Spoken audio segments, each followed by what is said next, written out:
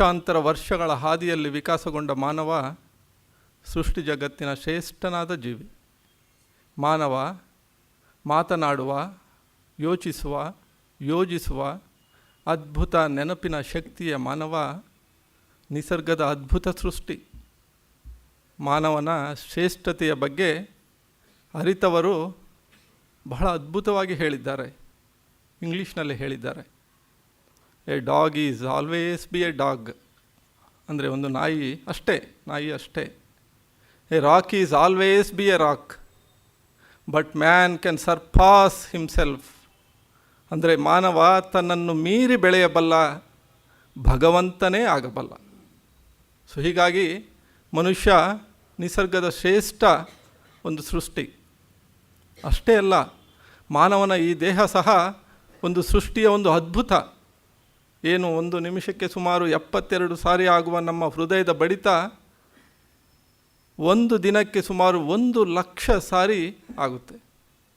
ಒಂದು ದಿನಕ್ಕೆ 1,00,000 ಸಾರಿ ಆಗುವ ಹೃದಯದ ಬಡಿತ. ಹೀಗೆ ಹೃದಯದ ಬಡಿತ ಆಗುವಾಗ ರಕ್ತ ನಮ್ಮ ದೇಹದಲ್ಲಿ ರಕ್ತ ಸಂಚಾರ ಮಾಡೋದು ಸುಮಾರು 1,00,000 ಉದ್ದದ ರಕ್ತನಾಳಗಳಲ್ಲಿ. ಅಂದರೆ ಮಾನವನ ದೇಹದಲ್ಲಿ ಸುಮಾರು 1,00,000 ಕಿಲೋಮೀಟರ್ ಉದ್ದದ ರಕ್ತನಾಳಗಳಿದೆ.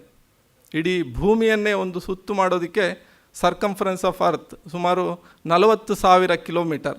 ಆದರೆ ಮಾನವನ ದೇಹದಲ್ಲಿರೋ ರಕ್ತನಾಳಗಳ ಉದ್ದ 1,00,000 ಕಿಲೋಮೀಟರ್. ಇಷ್ಟೂ ಉದ್ದದ ರಕ್ತನಾಳಗಳಲ್ಲಿ ಮಾನವನ ರಕ್ತ ನಿರಂತರವಾಗಿ ಸಂಚಾರ ಆಗಬೇಕು. ಹೀಗೆ ರಕ್ತನಾಳಗಳಲ್ಲಿ ಸಂಚಾರ ಆಗುವಾಗ ಆ ರಕ್ತದ ಮೂಲಕ ಏನು ನಾವು ಉಸಿರಾಡುವಾಗ ಗಾಳಿಯನ್ನು ತೊಗೊತೀವಿ, ಆ ಗಾಳಿಯಿಂದ ಶ್ವಾಸಕೋಶಗಳಲ್ಲಿ ಆಮ್ಲಜನಕ ಬೇರ್ಪಾಡಾಗುತ್ತದೆ. ಆ ಆಮ್ಲಜನಕ ಮತ್ತು ನಾವು ಸೇವಿಸುವ ಆಹಾರದಿಂದ ಗ್ಲೂಕೋಸ್, ಪ್ರೋಟೀನ್ಗಳು, ವಿಟಮಿನ್ಗಳು ಈ ಎಲ್ಲ ಅಂಶಗಳು ಜೀರ್ಣವಾಗಿ ರಕ್ತಕ್ಕೆ ಸೇರಿದ ನಂತರ ಆ ರಕ್ತದ ಮೂಲಕ ನಮ್ಮ ಜೀವಕೋಶಗಳಿಗೆ ಪ್ರಯಾಣ ಬೆಳೆಸುತ್ತೆ. ಜೀವಕೋಶಗಳು ಮಾನವನ ದೇಹದಲ್ಲಿ ಕೋಟಿ ಜೀವಕೋಶಗಳಿದೆ. ಈ ಎಲ್ಲ ಜೀವಕೋಶಗಳಿಗೆ ರಕ್ತದ ಮೂಲಕ ಆಮ್ಲಜನಕ ಮತ್ತು ಪೌಷ್ಟಿಕಾಂಶಗಳು ಅಂದರೆ ಗ್ಲೂಕೋಸ್, ಪ್ರೋಟೀನ್ ಅಂಶಗಳು, ವಿಟಮಿನ್ಗಳು, ಧಾತುಗಳು ಇವೆಲ್ಲವೂ ಜೀವಕೋಶಗಳಿಗೆ ತಲುಪುತ್ತವೆ. ಹೀಗಾಗಿ ಆ ಒಂದು ಜೀವಕೋಶಗಳಲ್ಲಿ ಜೀವ ಇದೆ. ಆ ಜೀವಕೋಶಗಳು ಉಸಿರಾಡುತ್ತವೆ. ಆ ಜೀವಕೋಶಗಳು ಒಂದೊಂದು ಪುಟ್ಟ ಯಂತ್ರಗಳಂತೆ. ಆ ಜೀವಕೋಶಗಳಲ್ಲಿ ಶಕ್ತಿಯ ಉತ್ಪಾದನೆ ಆಗುತ್ತದೆ. ಆ ಶಕ್ತಿ ಮನುಷ್ಯ ಜೀವಿಸೋದಕ್ಕೆ, ಮಾನವನ ಬೆಳವಣಿಗೆಗೆ, ನಮ್ಮ ಆರೋಗ್ಯಕ್ಕೆ ಅದು ಅತ್ಯವಶ್ಯಕವಾಗಿದೆ. ಹೀಗೆ ಜೀವಕೋಶಗಳಲ್ಲಿ ಶಕ್ತಿಯ ಉತ್ಪಾದನೆ ಆದ ನಂತರ ಜೀವಕೋಶಗಳಲ್ಲಿ ಮಾಲಿನ್ಯ, ವೇಸ್ಟು, ಟಾಕ್ಸಿನ್ಸ್ ಇವೆಲ್ಲ ಸಹ ಉತ್ಪತ್ತಿಯಾಗುತ್ತವೆ. ಅವೆಲ್ಲವೂ ರಕ್ತ ಸಂಚಾರದ ಮೂಲಕವೇ ಮೂತ್ರಜನಕಾಂಗಗಳಿಗೆ ಬಂದು ಎರಡೂ ಮೂತ್ರಜನಕಾಂಗಗಳಲ್ಲಿ ಅದು ಶೋಧನೆ ಆಗುತ್ತೆ. ಮೂತ್ರಜನಕಾಂಗಗಳು ಅಂದರೆ ಅದೊಂದು ರೀತಿ ಫಿಲ್ಟರ್ಸ್ ಇದ್ದಾಗ ಅಷ್ಟೇ. ಆ ಮೂತ್ರಜನಕಾಂಗಗಳು ಕೇವಲ ಒಂದು 11-12 ಸೆಂಟಿಮೀಟರ್ ಉದ್ದದ ಸಣ್ಣ ಮೂತ್ರಜನಕಾಂಗಗಳಲ್ಲಿ ಸುಮಾರು 1,00,000 ಫಿಲ್ಟರ್ಸ್ ಇದೆ. ಫಿಲ್ಟರ್ಸ್ ಅಂದರೆ ಶೋಧಕಗಳು. ಅದುವೇ ನೆಫ್ರಾನ್ಸ್ ಅಂತ ಕರೀತಾರೆ. ಆ ನೆಫ್ರಾನ್ಸ್ ಅಂತಂದರೆ ಆ ಒಂದು ನೆಫ್ರಾನ್ಸ್ ಶೋಧಕಗಳಲ್ಲಿ ರಕ್ತ ಶೋಧನೆಯಾಗಿ ಮತ್ತೆ ಮರಳುತ್ತೆ. ಸೊ ಎಲ್ಲ ಪೌಷ್ಟಿಕಾಂಶಗಳನ್ನು ಜೀವಕೋಶಗಳಿಗೆ ಸರಬರಾಜು ಮಾಡಿ ಇಂತಹ ಒಂದು ಅದ್ಭುತ ಒಂದು ಜೀವಿ ಮಾನವ. ಈ ಒಂದು ಪ್ರಕ್ರಿಯೆ 1-2 ವರ್ಷ ಅಲ್ಲ. ಹೃದಯದ ಬಡಿತ ಅಂದರೆ ಒಂದು ವರ್ಷಕ್ಕೆ ಒಂದು ದಿನಕ್ಕೆ 1,00,000 ಸಾರಿ ಎಂದಾಗ ಒಂದು ವರ್ಷಕ್ಕೆ ಎಷ್ಟು, 10 ವರ್ಷಕ್ಕೆ ಎಷ್ಟು, 70-80 ವರ್ಷ, 100 ವರ್ಷಗಳ ಕಾಲ ಜೀವಿಸಬಹುದಾದ ಮಾನವನ ಒಂದು ಜೀವಿತಾವಧಿಯಲ್ಲಿ ಕೋಟಿ ಸಾರಿ ಹೃದಯದ ಬಡಿತ ನಿರಂತರವಾಗಿ ನಿಲ್ಲದೆ, ಜಾಸ್ತಿ ಆಗೋಗಿಲ್ಲ, ಕಡಿಮೆ ಆಗೋಗಿಲ್ಲ, ಒಂದೇ ಪೇಜಲ್ಲಿ ಅದು ನಿರಂತರವಾಗಿ ನಡಿಬೇಕಾಗಿರೋ ಮಾನವನ ಒಂದು ಸೃಷ್ಟಿ ಎಷ್ಟೊಂದು ಅದ್ಭುತ. ಹೀಗಾಗಿ ಮನುಷ್ಯ ಸೃಷ್ಟಿ ಜಗತ್ತಿನ ಶ್ರೇಷ್ಠ, ಸೃಷ್ಟಿಯ ಒಂದು ವಿಸ್ಮಯ. ಆದರೆ ಮಹಾ ದುರಂತದ ಸಂಗತಿ ಏನೆಂದರೆ, man is a most sickest on the earth. ಜೀವ ಜಗತ್ತಿನ ಎಲ್ಲ ಜೀವ ಪ್ರಾಕಾರಗಳ ನಡುವೆ ಮನುಷ್ಯ ಅತ್ಯಂತ ದುರ್ಬಲನಾದ ಜೀವಿ. ಭಾರತದಲ್ಲೇ ಸುಮಾರು 5 ಕೋಟಿ ಜನಸಂಖ್ಯೆ ಡಯಾಬಿಟೀಸ್ನಿಂದ ನರಳುತ್ತಾ ಇದ್ದಾರೆ. ಪ್ರಪಂಚದಲ್ಲಿ ಸುಮಾರು 20 ಕೋಟಿ ಜನಸಂಖ್ಯೆ ಲೆಕ್ಕಕ್ಕೆ ಸಿಕ್ಕಿರುವಂಥದ್ದು ಡಯಾಬಿಟೀಸ್ನಿಂದ ನರಳುತ್ತಾ ಇದ್ದಾರೆ. ಡಯಾಬಿಟೀಸ್ಗೆ ಭಾರತನೇ ರಾಜಧಾನಿ ಆಗಿದೆ ಪ್ರಪಂಚಕ್ಕೆ. ಅಷ್ಟು ಹೆಚ್ಚು ಡಯಾಬಿಟೀಸ್ ಸಂಖ್ಯೆಗಳು ಭಾರತದಲ್ಲಿ ಹೆಚ್ಚಾಗ್ತಾ ಇದೆ. ಪ್ರತಿ ವರ್ಷ ಭಾರತದಲ್ಲೇ ಹೃದಯಾಘಾತಗಳಿಂದಾಗಿ 35 ಲಕ್ಷ ಜನ ಸಾವನ್ನಪ್ತಾ ಇದ್ದಾರೆ. ವಿಶ್ವದಾದ್ಯಂತ ಸುಮಾರು ಇದು 1.5 ಕೋಟಿ ಜನಸಂಖ್ಯೆ ಮೀರಿದೆ. ಇಷ್ಟೇ ಅಲ್ಲ, ಪಾರ್ಶ್ವವಾಯು ಅಂದರೆ ಪ್ಯಾರಾಲಿಸಿಸ್, ಲಕ್ವಾ, ಕ್ಯಾನ್ಸರ್, ಓವರ್ವೆಯ್ಟ್. ಭಾರತದ ಸುಮಾರು 14% ಪುರುಷರು ಓವರ್ವೆಯ್ಟ್ ಹೊಂದಿದ್ದಾರೆ. 16% ಮಹಿಳೆಯರು ಅಧಿಕ ದೇಹಸ್ಥೂಲತೆಯನ್ನು ಹೊಂದಿದ್ದಾರೆ. ದೇಹಸ್ಥೂಲತೆಯಿಂದ ಮತ್ತೆ 16 ಕಾರಣಗಳು. ದೇಹಸ್ಥೂಲತೆಯಿಂದ ಡಯಾಬಿಟಿಸ್, ದೇಹಸ್ಥೂಲತೆಯಿಂದ ಓವರ್ವೆಯ್ಟ್, ದೇಹಸ್ಥೂಲತೆಯಿಂದ ಹೈ ಬ್ಲಡ್ ಪ್ರೆಷರ್, ದೇಹಸ್ಥೂಲತೆಯಿಂದ ಕ್ಯಾನ್ಸರ್. ಹೀಗೆ ಒಂದು ಸಣ್ಣ ಸಮಸ್ಯೆ 16 ಇನ್ನಷ್ಟು ಸಮಸ್ಯೆಗಳಿಗೆ ಕಾರಣ ಆಗಿ ಪ್ರತಿಯೊಂದು ಸಮಸ್ಯೆ ಮತ್ತೆ 16 ಕಾಯಿಲೆಗಳಿಗೆ ಕಾರಣ ಆಗ್ತಾ ಇದೆ. ಭಾರತದಲ್ಲಿ ಸುಮಾರು 50% ಮಕ್ಕಳು ಅಪೌಷ್ಟಿಕತೆಯನ್ನು ನರಳ್ತಾ ಇದ್ದಾರೆ. ಅಷ್ಟೇ ಅಲ್ಲ, ಪ್ರಪಂಚದ ಸುಮಾರು 60 ಕೋಟಿ ಮಹಿಳೆಯರು ಮತ್ತು ಹೆಣ್ಣು ಮಕ್ಕಳು ಇವತ್ತು ರಕ್ತಹೀನತೆಯಿಂದ, ಅನಿಮಿಯಾದಿಂದ ಬಳಲ್ತಾ ಇದ್ದಾರೆ. ಇವೆಲ್ಲ ಕಾರಣಗಳೇನು? ಇಲ್ಲಿ ಚಿಕಿತ್ಸೆಗಳು ನಡೀತಾ ಇದೆ, ವೈದ್ಯಕೀಯ ಒಂದು ವ್ಯವಸ್ಥೆ ಅತ್ಯುನ್ನತ ಮಟ್ಟದಲ್ಲಿದೆ, ಆದರೂ ಕಾಯಿಲೆಗಳು ಬರ್ತಾ ಇದೆ.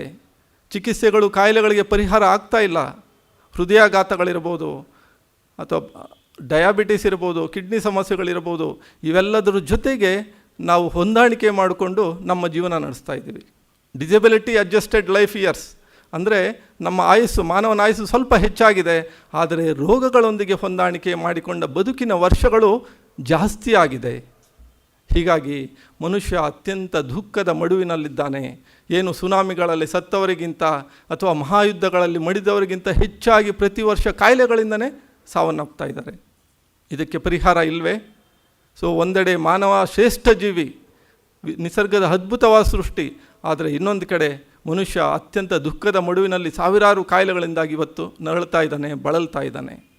ಆದರೆ ಇವೆಲ್ಲ ಕಾಯಿಲೆಗಳಿಗೆ ಪರಿಹಾರ ಇದೆ. ಮಾನವ ಅತ್ಯಂತ ಬುದ್ಧಿವಂತನಾದ ಜೀವಿ, ಮ್ಯಾನ್ ಇಸ್ ಮೋಸ್ಟ್ ಇಂಟೆಲಿಜೆಂಟ್. ಹೀಗಾಗಿ ಎಲ್ಲ ಸಮಸ್ಯೆಗಳಿಗೂ ಪರಿಹಾರ ಇದೆ. ಆದರೆ ಆ ಪರಿಹಾರ ನಮ್ಮಲ್ಲಿಯೇ ಇದೆ. ಅತ್ಯುನ್ನತವಾಗಿರುವ ವೈದ್ಯಕೀಯ ಒಂದು ವ್ಯವಸ್ಥೆಯನ್ನು ನಾವು ಅದರ ಜೊತೆಗೇ ನಮ್ಮ ಆಹಾರ ಮತ್ತು ಜೀವನ ಶೈಲಿಯನ್ನು ಬದಲಾಯಿಸಿಕೊಂಡಾಗ ಎಲ್ಲ ಕಾಯಿಲೆಗಳಿಗೂ ಪರಿಹಾರ ಇದೆ. ಕಾಯಿಲೆಗಳು ಬಾರದಂತೆಯೂ ತಡೆಯಬಹುದಾಗಿದೆ. ಯಾಕೆಂದರೆ ಸೃಷ್ಟಿ ಜಗತ್ತಿನ ಶ್ರೇಷ್ಠನಾದ ಜೀವಿ ಕಾಯಿಲೆಗಳು ತಂದು ಅದಕ್ಕೆ ಚಿಕಿತ್ಸೆ ಪಡೆಯುವುದಕ್ಕಿಂತ ಕಾಯಿಲೆಗಳು ಬಾರದ ಹಾಗೆ ನಮ್ಮ ಜೀವನ ಶೈಲಿ, ನಮ್ಮ ಆಹಾರ ಮತ್ತು ಜೀವನ ಶೈಲಿ ಇರುವುದು ಅತ್ಯಗತ್ಯವಾಗಿದೆ. ಇಂದಿನ ಅತ್ಯಗತ್ಯ ಒಂದು ಕೆಲಸವಾಗಿದೆ. ಅದುವೇ prevention is better than cure ಎಂಬ ನಾಣ್ಣುಡಿಯಲ್ಲಿ ಇದೆ. ಹೀಗಾಗಿ ಕಾಯಿಲೆಗಳ ಮೂಲ ಯಾವುದು? ಕಾಯಿಲೆಗಳಿಗೆ ಪರಿಹಾರ ಏನು? ಕಾಯಿಲೆಗಳ ಮೂಲ ಕ್ರಮಬದ್ಧತೆ ಇಲ್ಲದ ಆಹಾರ ಮತ್ತು ಜೀವನ ಶೈಲಿ. ಆಹಾರ ಮತ್ತು ಜೀವನ ಶೈಲಿಯಲ್ಲಿ ಕ್ರಮಬದ್ಧತೆ ಇಲ್ಲ. ಹಾಗಿದ್ದರೆ ಪರಿಹಾರ ಏನು? ಕ್ರಮಬದ್ಧ ಆಹಾರ. ಆಹಾರದಲ್ಲಿ ಒಂಚೂರು ಕ್ರಮಬದ್ಧತೆ ನಾವು ಅಳವಡಿಸ್ಕೋಬೇಕು. ನಮ್ಮ ಜೀವನದ ಒಂದು ರೈಲು ಹಳಿ ತಪ್ಪಿದೆ, ಅದನ್ನು ಒಂಚೂರು ಆ ಟ್ರ್ಯಾಕ್ಗೆ ತಂದ್ಕೋಬೇಕು. ಕ್ರಮಬದ್ಧ ಆಹಾರ ಮತ್ತು ಚಟುವಟಿಕೆಯ ಜೀವನ ಶೈಲಿ. ಇವತ್ತೇನಾಗಿದೆ, ಚಟುವಟಿಕೆ ರಹಿತ ಜೀವನ ಶೈಲಿಗೆ ಹೋಗ್ಬಿಟ್ಟಿದ್ದೀವಿ. ಚಟುವಟಿಕೆಯ ಜೀವನ ಶೈಲಿಗೆ ನಾವು ಬರಬೇಕಾಗಿದೆ. ಹೀಗಾಗಿ ಕ್ರಮಬದ್ಧ ಆಹಾರ ಮತ್ತು ಜೀವನ ಶೈಲಿ ಎಲ್ಲ ಸಮಸ್ಯೆಗಳಿಗೆ ಪರಿಹಾರ. ಅದು ಕಾಯಿಲೆಗಳು ಬಾರದಂತೆಯೂ ತಡೆಯಬಹುದಾದ ಬದುಕಿನ ಒಂದು ಅದ್ಭುತವಾದ ಒಂದು ಕ್ರಿಯೆ. ಸೊ ಹಾಗಿದ್ದರೆ ಕ್ರಮಬದ್ಧ ಜೀವನ ಅಂದರೆ ಏನು? ಚಟುವಟಿಕೆಯ ಜೀವನ ಶೈಲಿ ಅಂದರೆ ಹೇಗಿರಬೇಕು? ಆ ಒಂದು ಪ್ರಶ್ನೆಗಳಿಗೆ ಉತ್ತರಕ್ಕಿಂತ ಮುಂಚೆ 2-3 ಉದಾಹರಣೆಗಳನ್ನು ನಿಮ್ಮ ಜೊತೆ ಹಂಚಿಕೊಳ್ಳೋದಕ್ಕೆ ಇಷ್ಟಪಡ್ತೇನೆ. ಪ್ರೊಫೆಸರ್ ಆರ್ನಾಲ್ಡ್ ಎರೆಟ್ ಅಂತ ಅಮೇರಿಕಾದಲ್ಲಿ ಸುಮಾರು 100 ವರ್ಷಗಳಿಂದ ಒಂದು ಸಂಸ್ಥೆ ಸ್ಥಾಪಿಸಿದ್ದರು. ಆ ಸಂಸ್ಥೆ ವಿಶೇಷವಾಗಿ ಉಪವಾಸದ ಬಗ್ಗೆ ಒಂದು ಅದ್ಭುತವಾದ ಒಂದು ಸಂಶೋಧನೆ. ಆ ಉಪವಾಸದ ಅವರೆಲ್ಲ ಕ್ರಿಯೆಗಳು ಭಾರತೀಯ ಸಂಸ್ಕೃತಿಯ ಉಪವಾಸದಲ್ಲಿ ಇರುವಂಥವೇ. ಭಾರತೀಯ ಸಂಸ್ಕೃತಿಯಲ್ಲಿ ಏನೆಲ್ಲ ಉಪವಾಸ ಇದೆ, 1 ಹೊತ್ತು ಊಟ ಮಾಡುವಂಥದ್ದು, 2 ಹೊತ್ತು ಊಟ, ಅಥವಾ ಇಂತಹ ಒಂದು ಉಪವಾಸ ಕ್ರಿಯೆಗಳೇ ಅಲ್ಲಿ ಅವರು ಅಳವಡಿಸ್ಕೊತಾರೆ. ಅವರ ಒಂದು ಭಾಷಣಗಳಲ್ಲಿ, ಅವರ ಒಂದು ಪುಸ್ತಕಗಳಲ್ಲೂ ಸಹ ಇದನ್ನು ಹೇಳಿದ್ದಾರೆ. ಅವರು ಒಮ್ಮೆ ಸುಮಾರು 9 ದಿನಗಳ ಕಾಲ ಉಪವಾಸ ಮಾಡಿದರು. 9 ದಿನಗಳ ಕಾಲ ಅಂದರೆ ಈ 9 ದಿನಗಳ ಕಾಲ ಕೇವಲ ನೀರು ಮತ್ತು ಸ್ವಲ್ಪ ಜೇನುತುಪ್ಪ. ಈ ಜೇನುತುಪ್ಪ ಅದೊಂದು ಜೇನುತುಪ್ಪ ನಿಂಬೆಹಣ್ಣಿನ ರಸ. ಅದು ನಮಗೆ ಶಕ್ತಿ ನೀಡೋದಕ್ಕಲ್ಲ, ಅದೊಂದು ದೇಹದಲ್ಲಿರೋ ಕಶ್ಮಲಗಳನ್ನು ಹೊರ ಹಾಕೋದಕ್ಕೆ ಜೇನುತುಪ್ಪ ಮತ್ತು ನಿಂಬೆಹಣ್ಣು ಒಂದು ದಿನದಲ್ಲಿ, ಒಂದು ಉಪವಾಸದ ದಿನದಲ್ಲಿ 20 ಗ್ರಾಮ್ಸ್ ಬಹಳ ಅಲ್ಪ ಒಂದು ಪ್ರಮಾಣದಲ್ಲಿ. ಸೊ ಹೀಗಾಗಿ 9 ದಿನಗಳ ಕಾಲ ಅವರು ಉಪವಾಸ ಮಾಡ್ತಾರೆ. 10ನೇ ದಿನ ಅವರು ಬ್ರೇಕ್ಫಾಸ್ಟ್ ಮಾಡ್ತಾರೆ. ಬ್ರೇಕ್ಫಾಸ್ಟ್ ಅಂದರೆ ಫಾಸ್ಟಿಂಗನ್ನು ಬ್ರೇಕ್ ಮಾಡ್ತಾರೆ. ಬ್ರೇಕ್ಫಾಸ್ಟ್ ಅಂದರೆ ಅಷ್ಟೇ, ಫಾಸ್ಟಿಂಗನ್ನು ಬ್ರೇಕ್ ಮಾಡೋವಂಥದ್ದು. ಅದು ಹೊಟ್ಟೆ ತುಂಬ ತಿನ್ನುವಂಥದ್ದಲ್ಲ. ಬ್ರೇಕ್ಫಾಸ್ಟ್ ಅಂದಾಗ ಅದು ಹಣ್ಣು ಅಥವಾ ಹಣ್ಣಿನ ರಸ.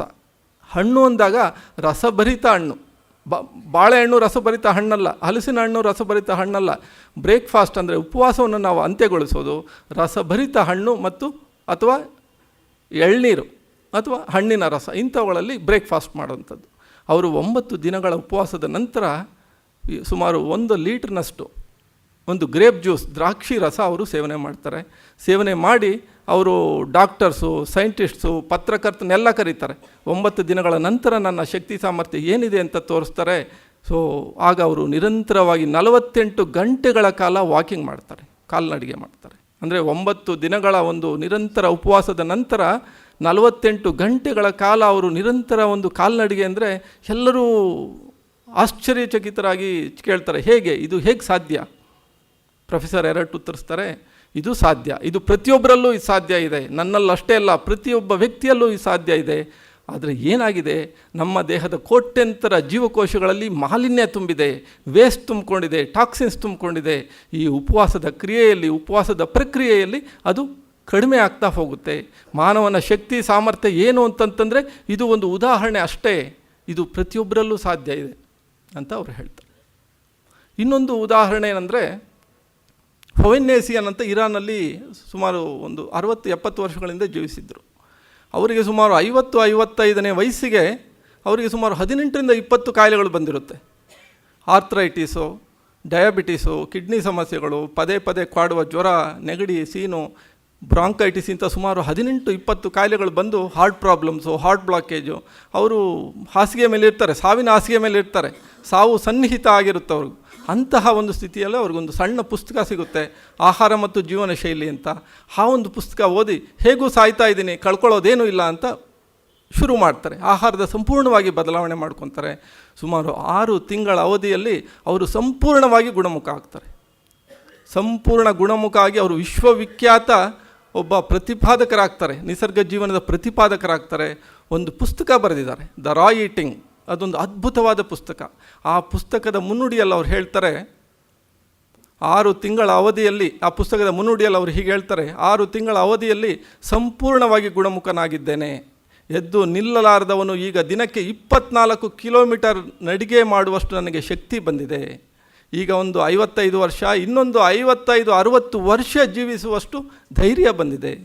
ಇಲ್ಲಿ ಎಷ್ಟು ವರ್ಷ ಜೀವಿಸ್ತೀವಿ ಅನ್ನೋದಕ್ಕಿಂತ ಜೀವಿಸುವಷ್ಟು ಕಾಲ ನಾವು ಆರೋಗ್ಯವಾಗಿರಬೇಕು ಅನ್ನೋದಷ್ಟೇ. ಅಂತಹ ಒಂದು ಅದ್ಭುತ ಪುಸ್ತಕದಲ್ಲಿ ಅಂದಿನ ಭಾರತದ ರಾಷ್ಟ್ರಾಧ್ಯಕ್ಷರಾಗಿದ್ದ ಡಾಕ್ಟರ್ ರಾಜೇಂದ್ರ ಪ್ರಸಾದ್ ಅವರು ಅವರನ್ನು ಅಭಿನಂದಿಸಿ ಬರೆದಿರುವ ಒಂದು ಉಲ್ಲೇಖ ಆ ಪುಸ್ತಕದಲ್ಲಿದೆ. ಅಷ್ಟೇ ಅಲ್ಲ, ಮೈಸೂರು ಜಯಚಾಮರಾಜೇಂದ್ರ ಒಡೆಯರ್ ಸಹ ಅವರನ್ನು ಒಂದು ಅಭಿನಂದಿಸಿ ಬರೆದಿರೋ ಪತ್ರದ ಬಗ್ಗೆ ಆ ಉಲ್ಲೇಖದಲ್ಲಿ ಹೇಳಿದ್ದಾರೆ. ಇದನ್ನು ನಾವು ಗಮನಿಸಬೇಕು. ಈಗ ನನ್ನದೇ ಒಂದು ಉದಾಹರಣೆಯನ್ನು 1-2 ನಿಮಿಷ ನಿಮ್ಮ ಜೊತೆ ಹಂಚಿಕೊಳ್ಳಿಕ್ಕೆ ಇಷ್ಟಪಡ್ತೇನೆ. ನನಗೆ ಬಾಲ್ಯದಿಂದಲೇ ಅಲರ್ಜಿಕ್ ಬ್ರಾಂಕೈಟಿಸ್, ನೆಗಡಿ, ಕೆಮ್ಮು, ಸೀನು, ಪದೇ ಪದೇ ಕಾಡುವ ಜ್ವರಗಳು, ಮೂಗಿನಲ್ಲಿ ಉಸಿರಾಟನೇ ಇಲ್ಲ, ಬಾಯಿ ಮೂಲಕ ಉಸಿರಾಡಬೇಕಾಗಿತ್ತು.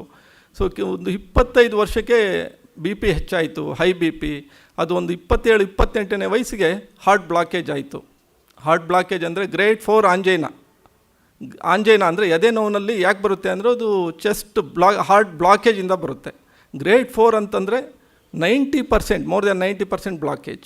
Grade 1, grade 2, grade 3, grade 4. Grade 1 angina, chest ನೋವು, ಪೇಯ್ನ್ ಅಂತಂದರೆ ಒಂದು 2-3 ಕಿಲೋಮೀಟ್ರ್ ಹೆಚ್ಚಿಗೆ ಶ್ರಮ ವಹಿಸಿದಾಗ, ಹೆಚ್ಚಿಗೆ ವಾಕಿಂಗ್ ಮಾಡಿದಾಗ ಅದು ನಮಗೆ ಎದೆ ನೋವು ಬರೋವಂಥದ್ದು. ಆದರೆ ಗ್ರೇಡ್ 4 ಅಂದಾಗ ಕುಂತಲ್ಲೂ ಸಹ ಎದೆ ನೋವು ಇರುತ್ತೆ, ನಿದ್ದೆಯಲ್ಲೂ ಸಹ 24 hours ಚೆಸ್ಟ್ ಪೇಯ್ನ್ ಇರುತ್ತೆ. ಅಷ್ಟು ಸಿವಿಯರ್ ಬ್ಲಾಕೇಜ್. ಹಾರ್ಟ್ ಸರ್ಜರಿ ಆಗಲೇಬೇಕಾಗಿರೋ ಸ್ಥಿತಿಯಲ್ಲಿ ಬಹಳ ಎಂಗೇಜ್, 27-28 ವರ್ಷ, ಜೊತೆಗೆ ಅಲರ್ಜಿಕ್ ಬ್ರಾಂಕೈಟಿಸ್, ನನ್ನ ಜೀವನ ಮುಗಿದೇ ಹೋಯಿತು ಅನ್ನೋ ಸ್ಥಿತಿಯಲ್ಲಿ. ಅಷ್ಟೊತ್ತಿಗೆ ಇಂಜಿನಿಯರಿಂಗ್ ಆಗಿತ್ತು, RTO ಆಗಿದ್ದೆ, ಸರ್ವೀಸಲ್ಲಿದ್ದೆ. ಬಟ್ ಈ ಒಂದು ಸ್ಥಿತಿ, ನನ್ನ ಬಾಲ್ಯದಿಂದ ಬಂದ ಸ್ಥಿತಿಗಳು ತುಂಬ ಗಂಭೀರವಾಗಿ ನನ್ನ ಹೆಲ್ತ್ ಸಮಸ್ಯೆಗಳನ್ನ ಮಾಡಿದಾಗ ತೀರಾ ಆಕಸ್ಮಿಕವಾಗಿ ಒಂದು ಸಣ್ಣ ಕೇವಲ 50 ರೂಪಾಯಿ ಪುಸ್ತಕ ಸಿಕ್ತು, ಅದ್ಭುತ ಆಹಾರಗಳು. ಅದು ತಮಿಳು ಪುಸ್ತಕ, ಕನ್ನಡಕ್ಕೆ ಟ್ರಾನ್ಸ್ಲೇಷನ್ ಆಗಿತ್ತು. ಅದನ್ನು ಓದಿದೆ, ತುಂಬ ಆಕಸ್ಮಿಕವಾಗಿ ಸಿಕ್ತು. ಓದಿದೆ, ನನ್ನೆಲ್ಲ ಸಮಸ್ಯೆಗಳಿಗೆ ಪರಿಹಾರ ಇದೆ ಅಂತ ಸ್ವಲ್ಪ ಬದಲಾವಣೆಗಳು ಮಾಡಿಕೊಂಡೆ. 1-2 ತಿಂಗಳಲ್ಲಿ ಏನೋ ಒಂದು 20% ರಿಲೀಫ್, ಸಮ್ ರಿಲೀಫ್ ಆಯಿತು. ಆ ನಂತರ ರಿಲೀಫ್ ಅಂತ ಏನಿದೆ ಅದು ಬಹಳ ವಿಶ್ವಾಸ ಬಂತು. ಸಂಪೂರ್ಣವಾಗಿ ಆಹಾರ ತ್ಯಜಿಸಿದೆ. ಆಹಾರ ಅಂದರೆ ನನ್ನ ಇಡೀ ದಿನದ ಆಹಾರ ಕೇವಲ ತರಕಾರಿಗಳು, ಹಣ್ಣುಗಳು ತೊಗೊಳ್ಳೋಗಿರಲಿಲ್ಲ. ನೆಗಡಿ, ಸೀನು, ಗಂಟಲು ನೋವು ಇವುಗಳ ಮುಂದೆ ನಾನು ಹಣ್ಣುಗಳು ಯಾವುದು ತೊಗೊಳ್ಳೋಗಿರಲಿಲ್ಲ, ಸೌತೆಕಾಯಿ ತೊಗೊಳ್ಳೋಗಿರಲಿಲ್ಲ, ಟೊಮೆಟೊ ತೊಗೊಳ್ಳೋ ಹಾಗಿರಲಿಲ್ಲ. ಕೇವಲ ಕ್ಯಾರೆಟು, ಬೀಟ್ರೂಟು, ಈರುಳ್ಳಿ, ಮೂಲಂಗಿ, ಬೆಳ್ಳುಳ್ಳಿ, ಇಂತಹ ಕೊತ್ತಂಬರಿ ಸೊಪ್ಪು, ಪುದೀನ, ಇಷ್ಟೇ ತರಕಾರಿಗಳು, ಒಂದು ಸ್ವಲ್ಪ ಹಸಿ ಕೊಬ್ಬರಿ. ಅದಕ್ಕೊಂದು ಬೇರೆ ಕಾನ್ಸೆಪ್ಟ್ ಇದೆ. ಹಸಿ ಕೊಬ್ಬರಿ ಬೇರೆ, ಎಲ್ಲ ಆಹಾರವನ್ನು ಬಿಟ್ಟಾಗ, ಬೇಯಿಸಿದ ಆಹಾರವನ್ನು ಬಿಟ್ಟಾಗ ಒಂದು 10 ಗ್ರಾಮ್ 20 ಗ್ರಾಮ್ ಹಸಿ ಕೊಬ್ಬರಿ ತೊಗೋಬೋದು, ಅದು ಕಾನ್ಸೆಪ್ಟ್ ಬೇರೆ. ಸೊ ಇಂತಹ ಒಂದು ಪದ್ಧತಿಯಲ್ಲಿ ಕೆಲವೇ ದಿನಗಳಲ್ಲಿ ನನಗೆ ಬಹಳಷ್ಟು ಚೇಂಜಸ್ ಆಯಿತು. ಬಹಳಷ್ಟು ಅಂದರೆ ಎದ್ದು ನಿಲ್ಲಕ್ಕಾಗದೇ ಇರೋನು, ಎದ್ದು 1-2 ನಿಮಿಷ ನಡೆಯೋಕ್ಕಾಗದೇ ಇರೋನು 1-2 ಕಿಲೋಮೀಟ್ರ್ ಕಾಲ್ನಡಿಗೆ ಮಾಡೋಷ್ಟು ಶಕ್ತಿ ಬಂತು. ಒಂದು 2-3 ವೀಕ್ಸಲ್ಲಿ ಬಹಳಷ್ಟು ಚೇಂಜಸ್ ಆಯಿತು. 4-5 ಕಿಲೋಮೀಟ್ರ್ ವಾಕ್ ಮಾಡೋಕ್ಕಾಯಿತು. ನಾನು ನಿಜವಾಗ್ಲೂ ವಾಕ್ ಮಾಡ್ತಾಯಿದ್ದೀನ ಅಥವಾ ಮನೆಯಲ್ಲಿ ಕುಂತೆ ನಾನು ಕನಸು ಕಾಣ್ತಾ ಇದ್ದೀನಿ ಅನ್ನೋಷ್ಟರ ಮಟ್ಟಿಗೆ ನನ್ನಲ್ಲಿ ಬದಲಾವಣೆಗಳಾಯಿತು. ಅಂತಹ ಒಂದು ವ್ಯವಸ್ಥೆಯಲ್ಲಿ ಸುಮಾರು 2 ತಿಂಗಳ ಕಾಲ ಇದ್ದೆ. ಸಂಪೂರ್ಣವಾಗಿ ಗುಣಮುಖ ಆಯಿತು. ಸಂಪೂರ್ಣ ಅಂತಂದರೆ ಅಲರ್ಜಿಕ್ ಬ್ರಾಂಕೈಟಿಸ್, ಹಣ್ಣುಗಳೇ ನನ್ನ ಜೀವನದಲ್ಲಿ ತೊಗೊಳಕ್ಕೆ ಸಾಧ್ಯ ಇಲ್ಲದೇ ಇದ್ದನು ಸಂಪೂರ್ಣವಾಗಿ ಹಣ್ಣುಗಳೇ ನನ್ನ ಆಹಾರ ಆಯಿತು, ದಿನನಿತ್ಯದ ಆಹಾರ ಆಯಿತು. ಇದು ನನಗೆ ನನ್ನ ಜೀವನದ ಒಂದು ಯೂ ತಿರುವು ಪಡೆಯಿತು. ಒಂದು ರೀತಿ ಪುನರ್ಜನ್ಮ ಆಯಿತು. ಸಾವಿನ ಹೊಸಲಿಂದ ನಾನು ಎದ್ದು ಬಂದೆ. ಸೊ ಹೀಗಾಗಿ ನಿಸರ್ಗ ಜೀವನದ ಕಡೆ ನನಗೆ ಒಲವಾಯಿತು. ಆ ನಂತರ ವಿಶೇಷ ಅಧ್ಯಯನ ಆಯಿತು. ಕಡೆಗೆ ನನ್ನ ಪ್ರವೃತ್ತಿ ಬೇರೆ ಆಗಬಾರ್ದು, ನನ್ನ ಪ್ರವೃತ್ತಿನೇ ವೃತ್ತಿ ಆಗಲಿ ಅಥವಾ ವೃತ್ತಿ ನನ್ನ ಪ್ರವೃತ್ತಿ ಆಗಲಿ ಅನ್ನೋ ಒಂದು ಕಾರಣಕ್ಕೆ ಸೊ ಡೆಪ್ಯೂಟಿ ಟ್ರಾನ್ಸ್ಪೋರ್ಟ್ ಕಮಿಷನರ್ ಹುದ್ದೆಯಿಂದ ನಿವೃತ್ತಿ ಪಡೆದೆ, ಸ್ವಯಂ ನಿವೃತ್ತಿ ಪಡೆದೆ. ಆ ನಂತರ MSc PG ಡಿಪ್ಲೊಯಿನ್ ಮಾಡಿ ಈಗ ಡೈಟಿಷಿಯನ್ ಆಗಿದ್ದೀನಿ. ಇಲ್ಲಿ ವಿಶೇಷವಾಗಿ ಪ್ರಿವೆಂಟಿವ್ ಎಜುಕೇಷನ್, ಅಂದರೆ ಕಾಯಿಲೆಗಳು ಬಂದ ನಂತರ ಸಮಸ್ಯೆಗಳು ಹಲವಾರು, ಚಿಕಿತ್ಸೆಗಳು 100. ಅದಕ್ಕಿಂತ ಮುಂಚೆ ಕಾಯಿಲೆಗಳು ಬಾರದ ಹಾಗೆ ನಮ್ಮ ಜೀವನವನ್ನು ನಡೆಸೋಬೇಕು, ಅದು ಪ್ರಿವೆಂಟಿವ್ ಎಜುಕೇಷನ್. ಇದಕ್ಕೆ ವಿಶೇಷವಾದ ಒಂದು ಇದನ್ನು ನಾನು ನಡೆಸ್ತಾ ಇದ್ದೀನಿ. ಈ 3 ಉದಾಹರಣೆಗಳನ್ನು ತಮ್ಮಲ್ಲಿ ಯಾಕೆ ಇಟ್ಟಿದ್ದೀನಿ ಅಂತಂತಂದರೆ, ಹೀಗೂ ಒಂದು ವ್ಯವಸ್ಥೆ ಇದೆ. ಮಾನವನ ದೇಹ ಅಷ್ಟು ರೆಸ್ಪಾನ್ಸಿವ್ ಆಗಿದೆ. ಲಕ್ಷಾಂತರ ವರ್ಷಗಳಲ್ಲಿ ಮನುಷ್ಯ ವಿಕಾಸ ಆಗಿದ್ದಾನೆ. ಹೀಗಾಗಿ ಮನುಷ್ಯನ ದೇಹ ಎಷ್ಟು ಪ್ರಭಾವಶಾಲಿಯಾಗಿ ಪರಿಣಾಮಕಾರಿಯಾಗಿ ನಿಸರ್ಗಕ್ಕೆ ಅದು ಒಂದು ಹೊಂದಿಕೊಳ್ಳುತ್ತೆ ಅಂತಂದರೆ ಅಷ್ಟು ಇದು ಜನಗಳಿಗೆ ಅರಿತಿಲ್ಲ. ಮಾನವ ಪ್ರಕೃತಿಯ ಒಂದು ಅಂಶ ಅಷ್ಟೇ. ಪ್ರಕೃತಿಯಲ್ಲಿ ಏನೆಲ್ಲ ಬದಲಾವಣೆಗಳಾಗುತ್ತೆ ನಮ್ಮಲ್ಲೇ ಆ ಬದಲಾವಣೆಗಳಾಗ್ತಾ ಹೋಗುತ್ತೆ. ಹೀಗಾಗಿ ಮನುಷ್ಯ ನಿಸರ್ಗದ ಜೊತೆ ಹೊಂದಿಕೊಂಡಾಗ, ನಿಸರ್ಗದ ಒಂದು ಸ್ವಲ್ಪ ಆಹಾರವನ್ನು ತೊಗೊಂಡಾಗ, ಚಟುವಟಿಕೆಯ ಜೀವನ ನಾವು ಮಾಡಿದಾಗ ನಮ್ಮ ಕಾಯಿಲೆಗಳು ತಾನಾಗಿ ದೂರ ಆಗ್ತಾ ಹೋಗುತ್ತೆ. ಕಾಯಿಲೆಗಳು ಬಾರದೇ ಇರೋ ಥರನೂ ಅದು ಕೆಲಸ ಮಾಡುತ್ತೆ. ಸೊ ಹೀಗಾಗಿ ಕಾಯಿಲೆಗಳು ಬಾರದೇ ಇರೋ ಥರ ನಾನು ಆಗಲೇ ಹೇಳಿದೆ, ಚಟುವಟಿಕೆಯ ಜೀವನ, ಕ್ರಮಬದ್ಧ ಆಹಾರ. ಹಾಗಿದ್ರೆ ಕ್ರಮಬದ್ಧ ಆಹಾರ ಅಂದರೆ ಯಾವುದು, ಚಟುವಟಿಕೆಯ ಜೀವನ ಅಂದರೆ ಯಾವುದು? ಇಲ್ಲಿ ಕೆಲವು 8-10 ಅಂಶಗಳಿದೆ. ಆ ಅಂಶಗಳನ್ನು ಸಂಪೂರ್ಣವಾಗಿ ನಾವು ಕಡೆಗಣಿಸಿ ನಾವು ಬೇರೆ ದಿಕ್ಕಿನಲ್ಲೇ ಹೊರಟಿದ್ದೀವಿ. ಹೀಗಾಗಿ ನಮಗೆ ಸಮಸ್ಯೆಗಳು ಬರ್ತಾ ಇದೆ. ಹಾಗಿದ್ರೆ ಕ್ರಮಬದ್ಧ ಆಹಾರ ಅಂದ್ರೇನು? ಅದನ್ನ ಮೊದಲನೇ ಒಂದು ಅಂಶ, ಕ್ರಮಬದ್ಧ ಆಹಾರದಲ್ಲಿ ಸತ್ವರಹಿತ ಆಹಾರವನ್ನು ನಾವು ತೊಗೊಳ್ತಾ ಇದ್ದೀವಿ. ನಾವು ತೊಗೊಳ್ತಾ ಇರೋ ಎಲ್ಲ ಆಹಾರವೂ ಸತ್ವಾಂಶಗಳು ಇಲ್ಲ. ಆದರೆ ನಮ್ಮ ಒಂದು ದೇಹಕ್ಕೆ ಏನು ಲಕ್ಷಾಂತರ ಕೋಟ್ಯಂತರ ಸಾರಿ ಹೃದಯದ ಬಡಿತಗಳಿರ್ಬೋದು, ನಿಲುಕದೆ ನಡೆಯುವಂಥ ಒಂದು ವ್ಯವಸ್ಥೆ ಇರ್ಬೋದು, ಅಥವಾ 1,00,000 ನೆಫ್ರಾನ್ ಕಿಡ್ನಿಗಳಲ್ಲಿ ಅದು ಏನು ಬ್ಲಾಕ್ ಆಗದೆ ಅದು ಫಿಲ್ಟರ್ ಆಗಬೇಕು. ಈ ಒಂದು ಅದ್ಭುತ 100 ವರ್ಷಗಳ ಕಾಲ ಒಂದು ಜೀವಿಸೋದಕ್ಕೆ ಈ ಜೀವಿಗೆ ಸತ್ವರಹಿತ ಆಹಾರನೇ ಬಹಳಷ್ಟು ಕಾಯಿಲೆಗಳಿಗೆ ಮೂಲ. ನಮಗೆ ಆಗಬೇಕಾಗಿರೋದು ಸತ್ವಭರಿತ ಆಹಾರ. ನಾವು ತೊಗೊತಾ ಇರೋದು ಡಿಜನರೇಟಿವ್ ಫುಡ್, ನಮಗೆ ಬೇಕಾಗಿರೋದು ರೀಜನರೇಟಿವ್ ಫುಡ್. ಸತ್ವಭರಿತ ಆಹಾರ ನಮಗೆ ಬೇಕು. ಹಾಗಿದ್ರೆ ಸತ್ವಭರಿತ ಆಹಾರ ಅಂದರೆ ಯಾವುದು, ಸತ್ವರಹಿತ ಆಹಾರ ಅಂದರೆ ಯಾವುದು? ಧಾನ್ಯಗಳು ನಾವು ಉದಾಹರಣೆಗೆ ತೊಗೊಳ್ಳೋದಾದರೆ, ಧಾನ್ಯಗಳು ನಮಗೆ ಶಕ್ತಿಯನ್ನು ಕೊಡುವಂಥದ್ದು. ನಮ್ಮೆಲ್ಲ ಕೆಲಸ ಕಾರ್ಯಗಳಿಗೆ ಶಕ್ತಿ ಕೊಡೋ ಧಾನ್ಯಗಳಲ್ಲಿ ಅಕ್ಕಿ, ಪಾಲಿಷ್ ಮಾಡಿರೋ ಅಕ್ಕಿ ಏನಾಗಿದೆ, ಅದು ಸತ್ವಾಂಶಗಳು ಏನೂ ಇಲ್ಲ ಅದರಲ್ಲಿ ಕೇವಲ ಶಕ್ತಿ ಇದೆ. ಶಕ್ತಿ ಬೇರೆ, ಸತ್ವಾಂಶಗಳು ಬೇರೆ. ಸತ್ವಾಂಶಗಳು ಅಂದರೆ ವಿಟಮಿನ್ಗಳು ಮತ್ತು ಧಾತುಗಳು.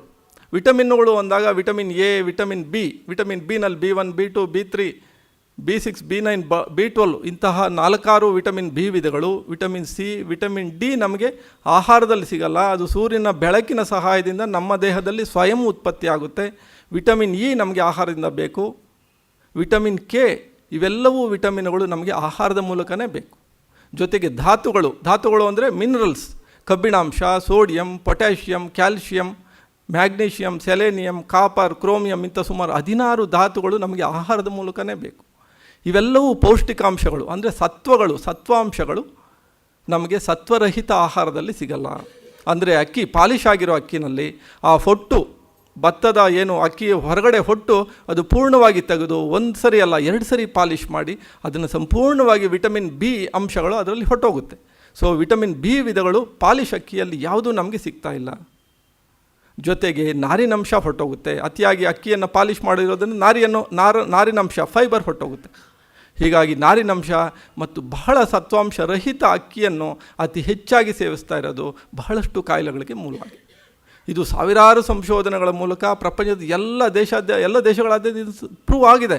ಬಟ್ ಅದು ನಾವು ಒಂದಷ್ಟು ನಮಗೂ ಗೊತ್ತಿದೆ ಅಕ್ಕಿ ಒಳ್ಳೆಯದಲ್ಲ ಅಂತ. ಆದರೂ ನಾವು ಅಕ್ಕಿಯ ಮೇಲೆ ಹೆಚ್ಚಾಗಿ ಒಂದು ಅಕ್ಕಿಯನ್ನು ಸೇವಿಸೋದು ಹತ್ತಾರು ಕಾಯಿಲೆಗಳಿಗೆ, ವಿಶೇಷವಾಗಿ ಮಲಬದ್ಧತೆಗೆ ಕಾರಣ ಆಗಿದೆ. ಅಷ್ಟೇ ಅಲ್ಲ, ಮೈದಾ ಹಿಟ್ಟು, ಗೋಧಿ ಹಿಟ್ಟಿನಲ್ಲಿ ಸಹ 3 ಭಾಗಗಳಿದೆ. ಗೋಧಿ ಹೊರಹೊಟ್ಟು, ಗೋಧಿ ಜರ್ಮ್ ಅಂತ ಒಂದು ತುದಿ ಇರುತ್ತೆ, ಮತ್ತು ಅದರ ಒಳಗಡೆ ಇರುವಂಥದ್ದು ಮೈದಾ ಹಿಟ್ಟು. ಪಂಜಾಬ್ನಲ್ಲಿ ಯಾವ ರೀತಿ ಮಿಲ್ಲುಗಳು ಬಂದಿದೆ ಅಂತಂತಂದರೆ ಆ 3 ಅಂಶಗಳನ್ನು ಗೋಧಿಯನ್ನು ಮಿಲ್ಗೆ ಹಾಕಿದ ತಕ್ಷಣ 3 ಬೇರ್ಪಾಡಾಗುತ್ತದೆ. ಅದು ಕಷ್ಟನೇ ಇಲ್ಲದೆ 3 ಪ್ಯಾಕೇಜ್ ಆಗೋಗುತ್ತೆ. ಗೋಧಿ ಹೊಟ್ಟು, ಗೋಧಿ ಹಿಟ್ಟು ಅಂದರೆ ಒಳಗಡೆ ಇರೋ ಮೈದಾ ಹಿಟ್ಟು, ಮತ್ತು ಜರ್ಮ್. ಆ ವೀಟ್ ಜರ್ಮಿಂದ ವೀಟ್ ಜರ್ಮ್ ಆಯಿಲ್ ಅಂತ ತಯಾರು ಮಾಡ್ತಾರೆ. ಆ ಹೊಟ್ಟಿನಿಂದ ಕೆಲವು ಪದಾರ್ಥಗಳು ಇದು ಮಾಡ್ತಾರೆ. ಓಟ್ಸ್, ವಿಶೇಷವಾಗಿ ಗೋಧಿ ಹೊಟ್ಟಿಂದ ಓಟ್ಸ್ ಮಾಡ್ತಾರೆ. ಆ ಒಳಗಡೆ ಇರೋ ಮೈದಾ ಹಿಟ್ಟು ನಮಗೆ ಕಳಿಸ್ತಾರೆ. ಆ ಮೈದಾ ಹಿಟ್ಟಿನಲ್ಲಿ ಅಕ್ಕಿಗಿಂತ ಕೆಟ್ಟ ಅದೊಂದು ಆಹಾರ ಪದಾರ್ಥ. ಮೈದಾ ಹಿಟ್ಟಲ್ಲಿ ಯಾವ ಪೌಷ್ಟಿಕಾಂಶಗಳೂ ಇಲ್ಲ, ನಾರಿನಂಶ ಇಲ್ಲ. ಈ ನಾರಿನಂಶ ರಹಿತ ಮೈದಾ ಹಿಟ್ಟು, ಅತಿಯಾದ ಸಕ್ಕರೆ, ಅತಿಯಾದ ಅಕ್ಕಿ ಮತ್ತು ಇನ್ನೂ ಕೆಲವಿದೆ, ಮುಂದೆ ಹೇಳ್ತೀನಿ ನಾನು. ಇಂತಹ ಒಂದು ಆಹಾರ ಪದಾರ್ಥಗಳಿಂದ ಮನುಷ್ಯನಿಗೆ ಇವತ್ತು ಮಲಬದ್ಧತೆ ತೀವ್ರ ಸಮಸ್ಯೆಯಾಗಿ ಕಾಡ್ತಾ ಇದೆ. ಮಲಬದ್ಧತೆಯೇ ಎಲ್ಲ ಸಮಸ್ಯೆಗಳಿಗೆ ಕಾರಣ ಆಗಿದೆ. ಎಂತಹ ದುರಂತದ ಸಂಗತಿ ಅಂತಂದರೆ, ಒಂದು ಹಸುವಿನ ಸಗಣಿ ಮನೆ ಮುಂದೆ ಸಾರಿಸಿದ್ರೆ ಅದು ಕ್ರಿಮಿಕೀಟಗಳನ್ನು ನಾಶ ಮಾಡುತ್ತೆ. ಅಂದರೆ ಅದರಲ್ಲಿ ಅಷ್ಟು ಔಷಧೀಯ ಅಂಶಗಳಿದೆ. ಗೋಮೂತ್ರವನ್ನು, ಶುದ್ಧೀಕರಿಸಿದ ಗೋಮೂತ್ರ ಕ್ಯಾನ್ಸರನ್ನು ವಾಸಿ ಮಾಡುವಷ್ಟು ಪ್ರಭಾವಶಾಲಿಯಾಗಿದೆ, ಪರಿಣಾಮಕಾರಿಯಾಗಿದೆ. ಆದರೆ ದುರಂತ ಏನಂದರೆ, ಮನುಷ್ಯನಿಗೆ ಮಲಬದ್ಧತೆಯೇ ಒಂದು ಸಮಸ್ಯೆ ಆಗಿದೆ, ಮಲವಿಸರ್ಜನೆಯೇ ಒಂದು ಸಮಸ್ಯೆ ಆಗಿದೆ. ಎಂತಹ ಒಂದು ಸ್ಥಿತಿ ನೋಡಿ. ಅದಕ್ಕೆ ನೇರವಾದ ಕಾರಣ ಸತ್ವಗಳು ಇಲ್ಲದಾದಂತಹ ನಾರಿನಂಶ ಇಲ್ಲವಾದ ನಮ್ಮ ಆಹಾರ. ಸೊ ಹೀಗಾಗಿ ಪಾಲಿಶ್ ಅಕ್ಕಿ ಬಳಕೆ ನಾವು ಕಡಿಮೆ ಮಾಡಲೇಬೇಕು. ಮೈದಾ ಹಿಟ್ಟನ್ನು ಸಂಪೂರ್ಣವಾಗಿ ಬಿಡಬೇಕು.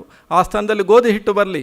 ನಾವೇ ಗೋಧಿಯನ್ನು ಒಣಗಿಸಿ ಮಿಲ್ ಮಾಡಿಕೊಂಡಾಗ ಗೋಧಿ ಹೊಟ್ಟು ಸಿಕ್ತು, ಗೋಧಿ ಹಿಟ್ಟು ಸಿಕ್ತು, ಅದರಲ್ಲಿರೋ ಜರ್ಮ್ ಎಣ್ಣೆ ಅಂಶನೂ ನಮಗೆ ಬಂತು. ಸೊ ಹೀಗಾಗಿ ಗೋಧಿ ಹಿಟ್ಟು ನಮ್ಮ ಆಹಾರ ಆಗಲಿ.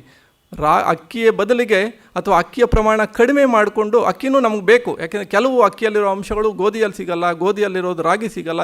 ಹೀಗಾಗಿ ಅಕ್ಕಿನೂ ನಮಗೆ ಬೇಕು. ಆದರೆ ಅವಲಕ್ಕಿ ಅತ್ಯಂತ ಶ್ರೇಷ್ಠವಾದ ಆಹಾರ.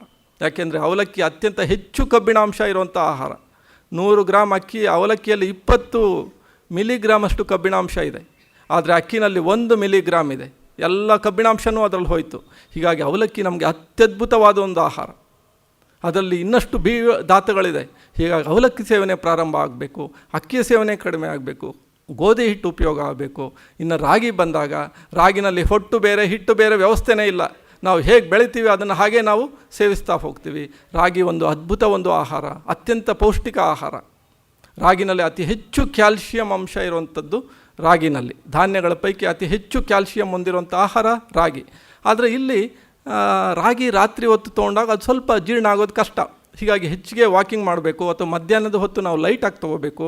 ಹೆಚ್ಚಾಗಿ ಕೆಲಸ ಮಾಡೋಂಥರು, ದೈಹಿಕ ಶ್ರಮ ಹೆಚ್ಚಾಗಿರೋ ರಾಗಿ ತಿಂದು ಜೀರ್ಣ ಮಾಡ್ಕೊಳ್ಳೋಕ್ಕೆ ಸಾಧ್ಯ. ಹೀಗಾಗಿ ರಾಗಿ ಸೇವನೆ ಮಾಡೋರು ಪ್ರಮಾಣದಲ್ಲಿ ಕಡಿಮೆ ಮಾಡ್ಕೋಬೇಕಾಗುತ್ತೆ. ಅದನ್ನು ರಾತ್ರಿ ಹೊತ್ತಿಗಿಂತ ಹಗಲೊತ್ತು ಯೂಸ್ ಮಾಡಬೇಕಾಗುತ್ತೆ. ಹೀಗಾಗಿ ಈ ಸತ್ವಭರಿತ ಆಹಾರಗಳು ನಮ್ಮ ಆಹಾರದ ಒಂದು ಭಾಗ ಆಗಬೇಕು. ಸತ್ವರಹಿತ ಆಹಾರಗಳನ್ನು ನಾವು ಬಿಡಬೇಕು. ಸತ್ವರಹಿತ ಆಹಾರಗಳಲ್ಲಿ ಇನ್ನೊಂದು ಸೇರುವಂಥದ್ದೇನೆಂದರೆ ಬೇಳೆಗಳಲ್ಲಿ ಸತ್ವಾಂಶಗಳು ಕಡಿಮೆ. ಆದರೆ ಮೊಳಕೆ ಕಾಳುಗಳಲ್ಲಿ ಅತಿ ಹೆಚ್ಚು ಸತ್ವಾಂಶಗಳನ್ನು ಹೊಂದಿದೆ. ಮೊಳಕೆ ಕಾಳುಗಳಲ್ಲಿ ವಿಟಮಿನ್ಗಳು ಸಹ ಉತ್ಪತ್ತಿ ಆಗುತ್ತೆ. ವಿಟಮಿನ್ಗಳು ಸಹ ಇದೆ ಮೊಳಕೆ ಕಾಳುಗಳಲ್ಲಿ, ಧಾತುಗಳಿದೆ. ಹೀಗಾಗಿ ಅದು ನಾರಿನಂಶ ಇದೆ. ಹೀಗಾಗಿ ಮೊಳಕೆ ಕಾಳುಗಳು ನಮ್ಮ ಆಹಾರದ ಭಾಗ ಆಗಬೇಕು. ಮೊಳಕೆ ಕಾಳುಗಳು ಸಹ ಅದು ಒಂದು ಸತ್ವಭರಿತ ಆಹಾರ ಆಗುತ್ತೆ. ಆದರೆ ಬೇಳೆ ಸತ್ವರಹಿತ ಆಹಾರ.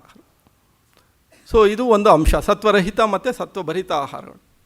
ಎರಡನೇದಾಗಿ, ಜೀವಂತ ಆಹಾರ ನಮ್ಮ ಆಹಾರದ ಒಂದು ಭಾಗ ಆಗಬೇಕು. ಜೀವಂತ ಆಹಾರ ಅಂದಾಗ ಆಹಾರದಲ್ಲಿ ಜೀವ ಇರುವಂಥದ್ದು. ಯಾವ ಆಹಾರದಲ್ಲಿ ಜೀವ ಇದೆ? ಬೇಯಿಸದ ಆಹಾರದಲ್ಲಿ ಜೀವ ಇದೆ. ಬೇಯಿಸದೇ ಇರೋಂಥದ್ದು ರಾ ಫುಡ್ಡಲ್ಲಿ ಜೀವ ಇದೆ. ಆದರೆ ನಾವೇನು ತೊಗೊತಾ ಇದ್ದೀವಿ? ಸಂಪೂರ್ಣವಾಗಿ ಬೇಯಿಸಿದ ಆಹಾರ ನಾವು ತೊಗೊತಾ ಇದ್ದೀವಿ. ನಮ್ಮ ದೇಹದಲ್ಲಿ ಏನಿದೆ? ಜೀವಂತವಾದ ಜೀವಕೋಶಗಳಿದೆ. ನಮ್ಮ ದೇಹದ ಜೀವಕೋಶಗಳಲ್ಲಿ ಜೀವ ಇದೆ, ಅವು ಉಸಿರಾಡುತ್ತೆ. ಆ ಜೀವಕೋಶಗಳು ಉಸಿರಾಟ ಅಂದ್ರೇ ನಾವು ಜೀವಂತವಾಗಿದ್ದೀವಿ ಅಂತ ಅರ್ಥ. ಹೀಗಾಗಿ ಜೀವಂತವಾದ ಒಂದು ಈ ಜೀವಕೋಶಗಳ ದೇಹಕ್ಕೆ ನಾವು ಸಾಯಿಸಿ ಬೇಯಿಸಿದ ಮಾಂಸಾಹಾರವನ್ನು ತೊಗೊತಾ ಇದ್ದೀವಿ, ಬೇಯಿಸಿ ಸಾಯಿಸಿದ ಸಸ್ಯಾಹಾರವನ್ನು ತೊಗೊತಾ ಇದ್ದೀವಿ. ಹೀಗಾಗಿ ಸಾಯಿಸಿ ಬೇಯಿಸಿದ ಮಾಂಸಾಹಾರ, ಬೇಯಿಸಿ ಸಾಯಿಸಿದ ಸಸ್ಯ ಆಹಾರದಿಂದ ಒಟ್ಟಾರೆ ನಿರ್ಜೀವವಾದ ಜೀವಕೋಶಗಳನ್ನು ಜೀವಂತವಾದ ಜೀವಕೋಶಕ್ಕೆ ಸೇರಿಸ್ಕೊಳ್ಳೋದು ಎಲ್ಲ ಕಾಯಿಲೆಗಳೇ ಮೂಲ. ಹೀಗಾಗಿ 10,000 ವರ್ಷಗಳಿಂದ ಏನು ಬೆಂಕಿಯನ್ನು ಕಂಡಿಡಿದ, ಬೇಯಿಸುವುದನ್ನು ಕಂಡಿಡಿದ ಆ ನಂತರನೇ ಕಾಯಿಲೆಗಳು ಶುರುವಾಯಿತು. ಹೀಗಾಗಿ 2,000 ವರ್ಷಗಳಿಂದನೂ ಕಾಯಿಲೆ ಇತ್ತು. ಚರಕ ಸಂಹಿತೆ, ಸುಶ್ರುತ ಸಂಹಿತೆ ಎಲ್ಲದರಲ್ಲೂ ಹೇಳ್ತಾರೆ. ಡಯಾಬಿಟಿಸ್ ಆಗಲೂ ಇತ್ತು, ಹಾರ್ಟ್ ಪ್ರಾಬ್ಲಮ್ಸ್ ಆಗಲೂ ಇತ್ತು. ಸುಮಾರು 2,400 ವರ್ಷಗಳಿಂದನೇ ಹಿಪೋಕ್ರೇಟಸ್, ಆಧುನಿಕ ವೈದ್ಯಕೀಯ ಶಾಸ್ತ್ರದ ಪಿತಾಮಹ, ಅವರು ಸಹ ಈ ಎಲ್ಲ ಕಾಯಿಲೆಗಳನ್ನು ಟ್ರೀಟ್ ಮಾಡ್ತಾರೆ. ಆದರೆ ಅವರು ಆಹಾರವೇ ಔಷಧವಾಗಿರಬೇಕು ಅಂತ ಹೇಳ್ತಾರೆ. ಹೀಗಾಗಿ ಜೀವಂತ ಆಹಾರ ನಮ್ಮ ಆಹಾರದ ಭಾಗ ಆಗಬೇಕು. 100% ಜೀವಂತ ಆಹಾರ ಸೇವಿಸೋದು ಬಹಳ ಕಷ್ಟ ಇದೆ. ನಾನೇನು 2 ತಿಂಗಳು ಸಂಪೂರ್ಣವಾಗಿ ಜೀವಂತ ಆಹಾರ ಸೇವಿಸಿದೆ, ಬಹಳ ಕಷ್ಟ ಅದು. ನನ್ನ ಒಂದು ತೂಕ ಸುಮಾರು 20 kg ಕಳೀತು. ಅದನ್ನು ಪಡೆಯೋದಕ್ಕೆ 10 ವರ್ಷಗಳು ಬೇಕಾಯಿತು. ಆದರೆ ಇದನ್ನು ಪ್ರತಿಯೊಬ್ಬರೂ ಇದನ್ನು ಮಾಡ್ತಾ ಪ್ರಯೋಗಗಳು ಮಾಡೋದು ಬಹಳ ಕಷ್ಟ ಇದೆ, ಅದು ಸಾಧ್ಯವೂ ಆಗಲ್ಲ. ಹೀಗಾಗಿ ಜೀವಂತ ಆಹಾರವನ್ನು ನಿತ್ಯ ಅಟ್ಲೀಸ್ಟ್ ಒಂದು 25 ಭಾಗ, ನಮ್ಮ ಆಹಾರದ 25 ಭಾಗ ಜೀವಂತ ಆಹಾರ ನಾವು ತಗೊಳ್ಳೇಬೇಕು. ಜೀವಂತ ಆಹಾರದಲ್ಲಿ ವಿಶೇಷವಾಗಿ ವಿಟಮಿನ್ಗಳು ಅಧಿಕವಾಗಿರುತ್ತೆ ಮತ್ತು ಧಾತುಗಳು ಇರುತ್ತೆ. ಹಾಗಿದ್ದರೆ ಜೀವಂತ ಆಹಾರ ಅಂದರೆ ಯಾವುದು? ಹಣ್ಣು ತರಕಾರಿಗಳು ಜೀವಂತವಾದ ಒಂದು ಆಹಾರ. ಹಣ್ಣು ತರಕಾರಿಗಳ ಜೀವಕೋಶಗಳಲ್ಲಿ ಜೀವ ಇರುತ್ತೆ. 16 ದಿನಗಳ ಕಾಲ ಜೀವ ಇರುತ್ತೆ. ಅವು ಸಹ ಉಸಿರಾಡ್ತಾ ಇರುತ್ತೆ. ಅವು ಕೊಳೆಯುವ ಸ್ಥಿತಿಗೆ ಬಂದಾಗ ಅದು ಉಸಿರಾಟ, ಜೀವಕೋಶಗಳಲ್ಲಿ ಆಮ್ಲಜನಕ ಸಂಪೂರ್ಣವಾಗಿ ಹೊರಟೋಗಿರುತ್ತೆ. ಹೀಗಾಗಿ ಹಣ್ಣು ತರಕಾರಿಗಳು ನಮ್ಮ ಆಹಾರದ ಭಾಗ ಆಗಬೇಕು. ಹಣ್ಣು ತರಕಾರಿಗಳಲ್ಲಿ ವಿಶೇಷವಾಗಿ ವಿಟಮಿನ್ಗಳಿದೆ ಮತ್ತು ಧಾತುಗಳಿದೆ. ಈ ಒಂದು ವಿಟಮಿನ್ಗಳು ಮತ್ತು ಧಾತುಗಳು, ಅದರಲ್ಲೂ ವಿಶೇಷವಾಗಿ ಬೇಯಿಸಿದ ಆಹಾರದಲ್ಲಿ ವಿಟಮಿನ್ ಸಿ ಸಂಪೂರ್ಣವಾಗಿ 0, ಅದು ಸಂಪೂರ್ಣವಾಗಿ ಹೊರಟೋಗುತ್ತೆ. ಆಹಾರವನ್ನು, ಹಣ್ಣು ತರಕಾರಿಗಳನ್ನು, ವಿಶೇಷವಾಗಿ ತರಕಾರಿಗಳನ್ನ ಎಲ್ಲರೂ ಸೇವಿಸ್ತೀವಿ, ಆದರೆ ಅದರಲ್ಲಿರೋ ವಿಟಮಿನ್ ಸಿ, ಆಹಾರವನ್ನು ತರಕಾರಿಗಳ ಒಂದು ಇದನ್ನು ಬಿಸಿ ಮಾಡಿದ ತಕ್ಷಣ ವಿಟಮಿನ್ ಸಿ ನಾಶ ಆಗುತ್ತೆ. ಶಾಖಕ್ಕೆ ವಿಟಮಿನ್ ಸಿ ಸಂಪೂರ್ಣವಾಗಿ ನಾಶ ಆಗೋದ್ರಿಂದ ಬಹಳಷ್ಟು 90% ಪಾಪ್ಯುಲೇಷನ್ ಈ ವಿಟಮಿನ್ ಸಿಯಿಂದ ಇವತ್ತು ಡಿಫಿಷಿಯನ್ಸಿ ಇದೆ. ವಿಟಮಿನ್ ಸಿ ಒಂದು ಅದ್ಭುತವಾದ ಒಂದು ವಿಟಮಿನ್. ಅದು ಆಹಾರ ಅನ್ನೋದಕ್ಕಿಂತ ಅದು ಒಂದು ರೀತಿ ಔಷಧಿ. ಏನು ಈಗ ಅಕಾಲ ಮುಪ್ಪಾಗ್ತಾ ಇದೆ. 100 ವರ್ಷಗಳ ಕಾಲ ಜೀವಿಸಬೇಕಾದ ಮಾನವ ಇವತ್ತು 60 ವರ್ಷಕ್ಕೇ ಏಜಲ್ ಡಿಸೀಸಸ್, ಅದು ಕಣ್ಣಿನ ಸಮಸ್ಯೆ ಇರ್ಬೋದು, ಕಿವಿ ಸಮಸ್ಯೆ ಇರ್ಬೋದು, ದೃಷ್ಟಿಯ ಸಮಸ್ಯೆ ಅಥವಾ ಶಕ್ತಿಯ ಸಮಸ್ಯೆ, ನಡೆದಾಡೋದು ಕಷ್ಟ ಇದೆ, ಬಹಳಷ್ಟು ಕಾಯಿಲೆಗಳು ಬರ್ತಾ ಇದೆ.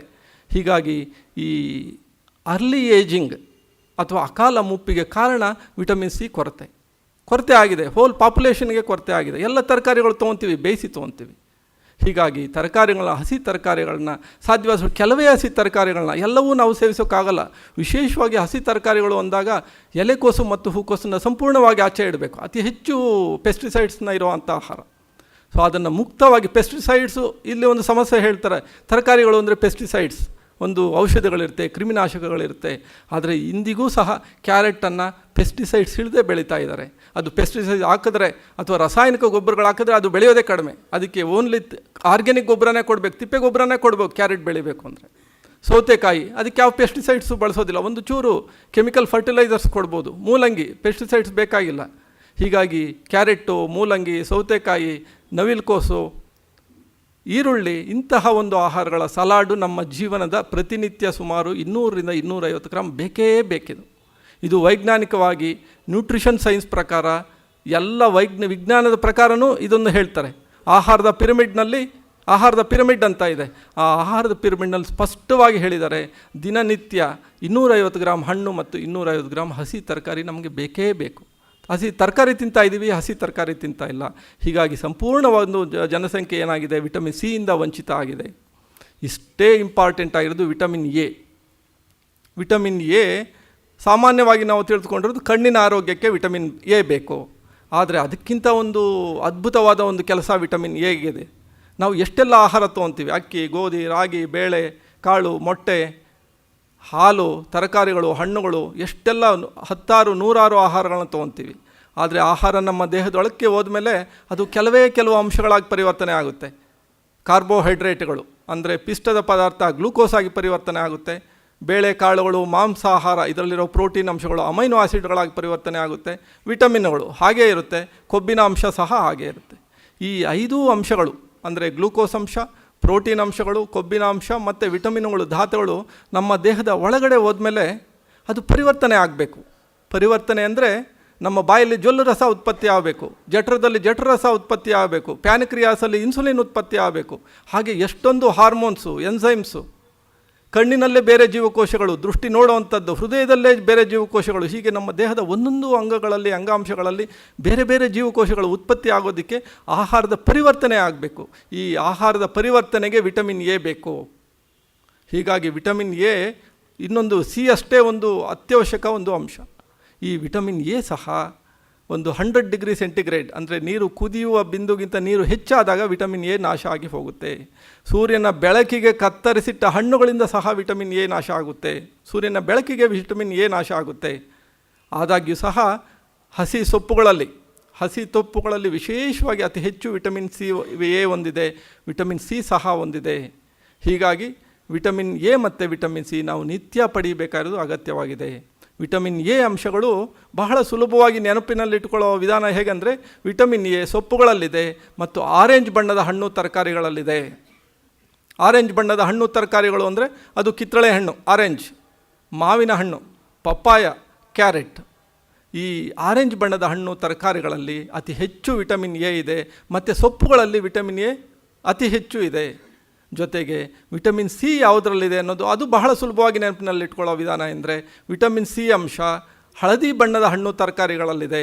ಹಳದಿ ಬಣ್ಣದ yellow coloured fruits and vegetables ಅಂದಾಗ ಅದು ಮೋಸಂಬಿ, ನಿಂಬೆಹಣ್ಣು, ಪೈನಾಪಲ್, ಇವನ್ ನವಿಲುಕೋಸು, ಆಮೇಲೆ ಸೌತೆಕಾಯಿ, ಇವನ್ ಮೂಲಂಗಿನಲ್ಲಿದೆ. ಸೊ ಬಹಳಷ್ಟು ತರಕಾರಿಗಳಲ್ಲಿ ವಿಟಮಿನ್ ಸಿ ಸಹ ಇದೆ. ಹೀಗಾಗಿ ವಿಟಮಿನ್ ಸಿ ಮತ್ತು ವಿಟಮಿನ್ ಎ ಇರೋ ಹಣ್ಣು ತರಕಾರಿಗಳು ನಮಗೆ ವಿಶೇಷ ರಕ್ಷಣೆಯನ್ನು ಕೊಡುತ್ತೆ. ಇವು ಜೀವರಕ್ಷಕ ಆಹಾರಗಳು, ಪ್ರೊಟೆಕ್ಟಿವ್ ಫುಡ್ಸ್. ನಮ್ಮೆಲ್ಲ ಕಾಯಿಲೆಗಳಿಗೆ ಇದು ಬಾರದಂಗೆ ತಡೆಯುವ ಇದು ಪ್ರೊಟೆಕ್ಟಿವ್ ಫುಡ್ಸ್. ಇಂತಹ ಪ್ರೊಟೆಕ್ಟಿವ್ ಫುಡ್ಸ್ ನಮ್ಮ ಆಹಾರದ ಒಂದು ಭಾಗವೇ ಆಗಬೇಕು. ಅದು ನಿತ್ಯ ಒಂದು 250 ಗ್ರಾಮ್ 250 ನಮ್ಗೆ ಬೇಕೇ ಬೇಕು. ಅದು ಇಲ್ಲದೇ ಇರೋದೇನೆ ಇವತ್ತು ಏನು ಡಯಾಬಿಟೀಸ್ಗೆ ಮೂಲತಃ ಇನ್ಸುಲಿನ್ ಉತ್ಪತ್ತಿ ಕಡಿಮೆ ಆಗುವಂಥದ್ದು. ಪ್ಯಾನಿಕ್ರಿಯಾಸ್ನಲ್ಲಿ ಏನು ವಿಶೇಷ ಬೀಟಾ ಜೀವಕೋಶಗಳಿದೆ, ಅದರ ಕಾರ್ಯಕ್ಷಮತೆ ಕಡಿಮೆ ಆಗುವಂಥದ್ದು. ಕಾರ್ಯಕ್ಷಮತೆ ಕಡಿಮೆ ಅಂದ್ರೇನು? ಆ ಜೀವಕೋಶಗಳಲ್ಲಿ ಮಾಲಿನ್ಯ ತುಂಬುವಂಥದ್ದು, ಅದು ಸಮರ್ಪಕವಾಗಿ ಕೆಲಸ ನಡೆಸದೇ ಇರೋವಂಥದ್ದು. ಸಮರ್ಪಕ ಕೆಲಸ ಆಗದೇ ಇರೋದು ಯಾಕೆ? ಅದಕ್ಕೆ ನಮಗೆ ಬೇಕಾಗಿರೋ ಜೀವಸತ್ವಗಳು ಸಿಗ್ತಾ ಇಲ್ಲ. ಹೀಗಾಗಿ ಜೀವಂತ ಆಹಾರ ನಮ್ಮ ಆಹಾರದ ಒಂದು ಭಾಗವೇ ಆಗಬೇಕು. ಅದು ಆಹಾರ ಜೀವಂತ ಆಹಾರ ಇಲ್ಲ ಅಂದರೆ ಆ ಫುಡ್ ಆವತ್ತಿನ ಆಹಾರ ನಮಗೆ ತಗೋಬಾರ್ದು ನಾವು.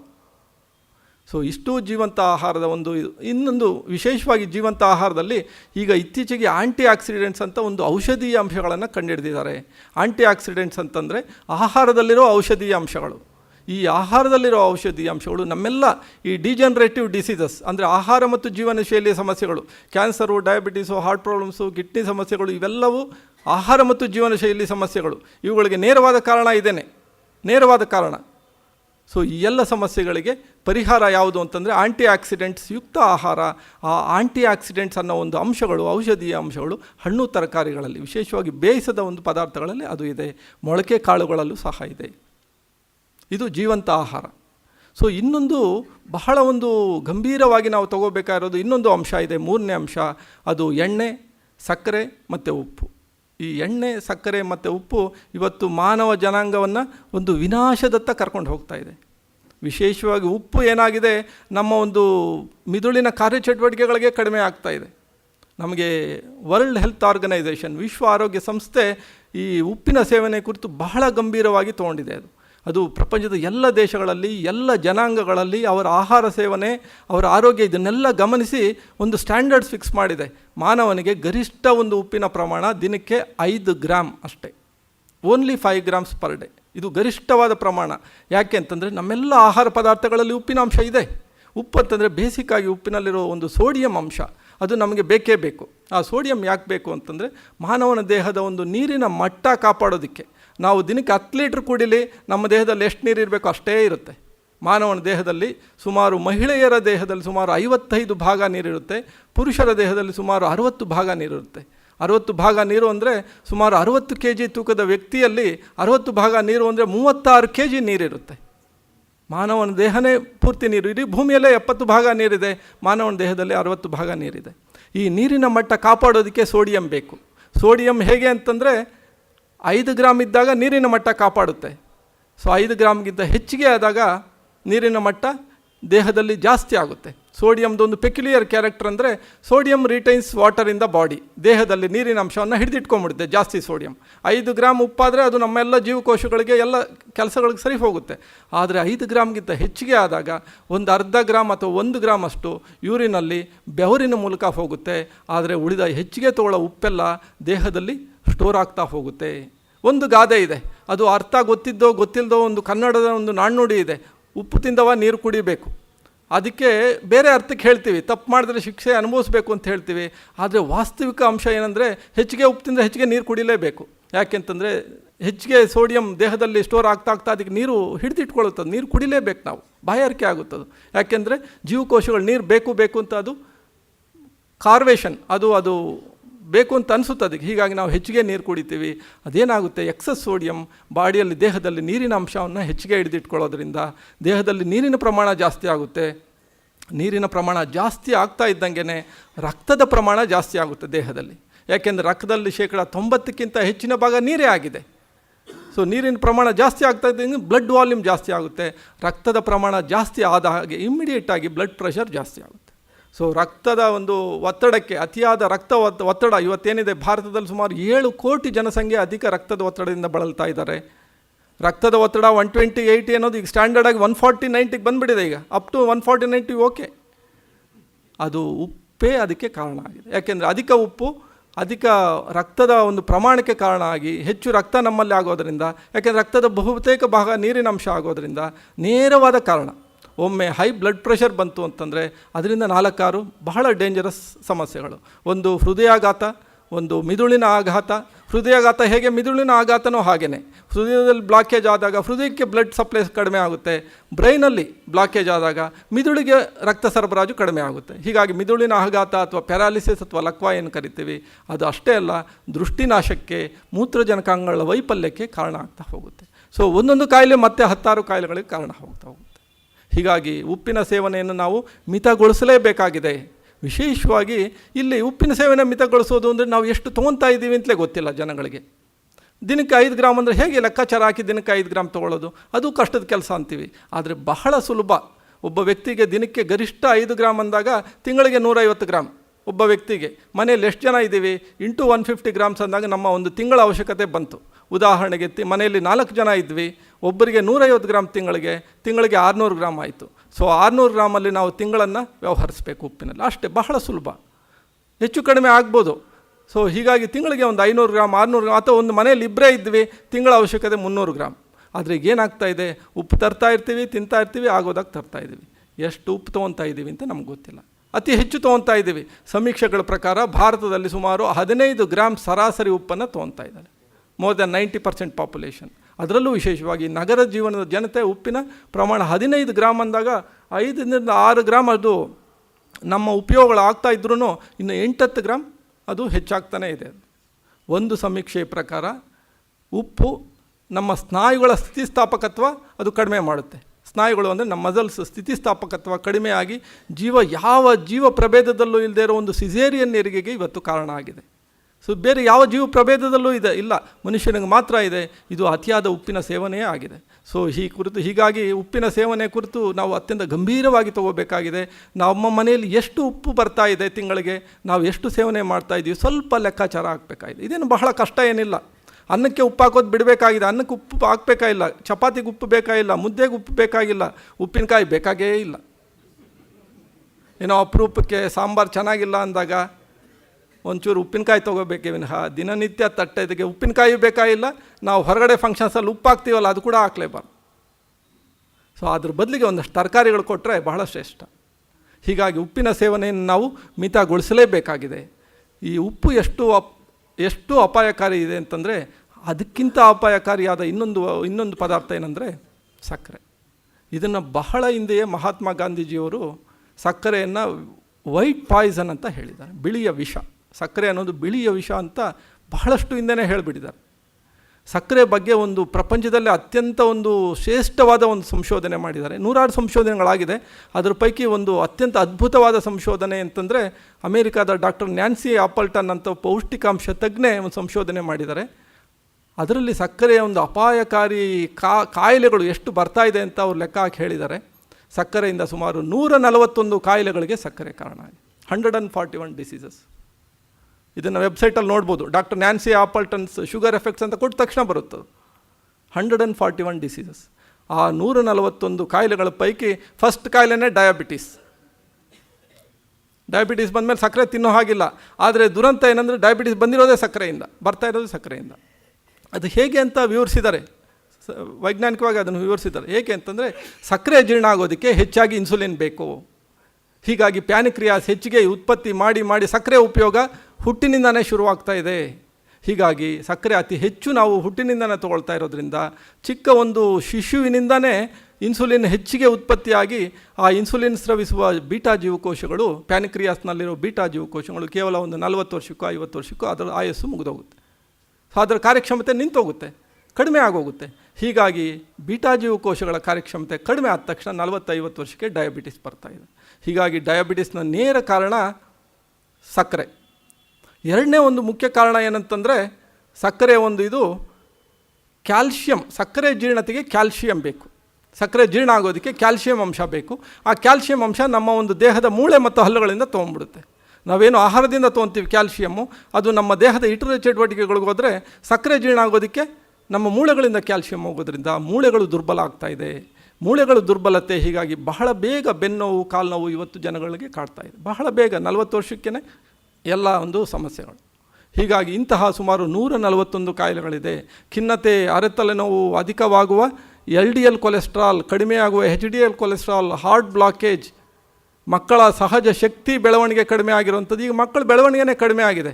ಏನು ಒಂದು 100-200 ನಮ್ಮ ಒಂದು ಅಜ್ಜಂದ್ರ ಕಾಲದ ಅವ್ರಿಗಿರೋ ಶಕ್ತಿ ನಮ್ಮ ತಂದೆ ತಾಯಿಯವ್ರಿಗಿಲ್ಲ. ಆ ಒಂದು ಕಾಲದ ಜನಗಳಿಗೆ ನಮಗಿಲ್ಲ. ನಮ್ಮ ಒಂದು ಶಕ್ತಿ ಸಾಮರ್ಥ್ಯ ನಮ್ಮ ಮಕ್ಕಳಿಗಿಲ್ಲ. ಡಿಜನ್ರೇಟಿಂಗ್ ಏನು ಒಂದು ಹಂತದಿಂದ ಇನ್ನೊಂದು ಹಂತಕ್ಕೆ ಜನ ಒಂದು ವಿನಾಶದತ್ತ ಸಾಗ್ತಾ ಇದ್ದೀವಿ. ವಿಶೇಷವಾಗಿ ಕೆಲವೇ ಆಹಾರದ ಪದಾರ್ಥಗಳು, ಅದರಲ್ಲೂ ವಿಶೇಷವಾಗಿ ಒಂದು 30-40 ವರ್ಷಗಳಿಂದ, ಇನ್ನೂ ಸ್ಪೆಸಿಫಿಕ್ಕಾಗಿ ಹೇಳೋದಾದರೆ ಒಂದು 20 ವರ್ಷಗಳಿಂದ ನಮ್ಮ ಆಹಾರ ಸೇವನೆ ಸಂಪೂರ್ಣವಾಗಿ ದಾರಿ ತಪ್ಪಿಬಿಟ್ಟಿದೆ. ಲಕ್ಷಾಂತರ ವರ್ಷಗಳಲ್ಲಿ ಆಗದೇ ಇದ್ದದ್ದು ಒಂದು ಅನಾಹುತ ಆಹಾರ ಸೇವನೆಯಲ್ಲಿ ಕೇವಲ 20 ವರ್ಷಗಳಲ್ಲಾಗಿದೆ. ಅತ್ಯಧಿಕವಾಗಿ ಸಕ್ಕರೆ ಸೇವಿಸ್ತಾ ಇದ್ದೀವಿ.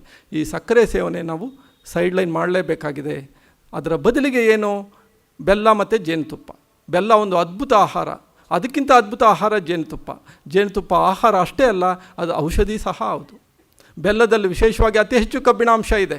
ಆದರೆ ಸಕ್ಕರೆಯಲ್ಲಿ ಯಾವ ಪೌಷ್ಟಿಕಾಂಶಗಳೂ ಇಲ್ಲ. ಅದರಲ್ಲಿರೋದು ಬರೀ ಸುಕ್ರೋಸ್. ಅದು ಜೀರ್ಣ ಆಗೋದಕ್ಕೆ ಇನ್ಸುಲಿನ್ ಬೇಕು, ಕ್ಯಾಲ್ಶಿಯಂ ಬೇಕು. ನಮ್ಮ ದೇಹವನ್ನು ಇನ್ನಷ್ಟು ಹಾಳು ಮಾಡ್ತಾಯಿದೆ.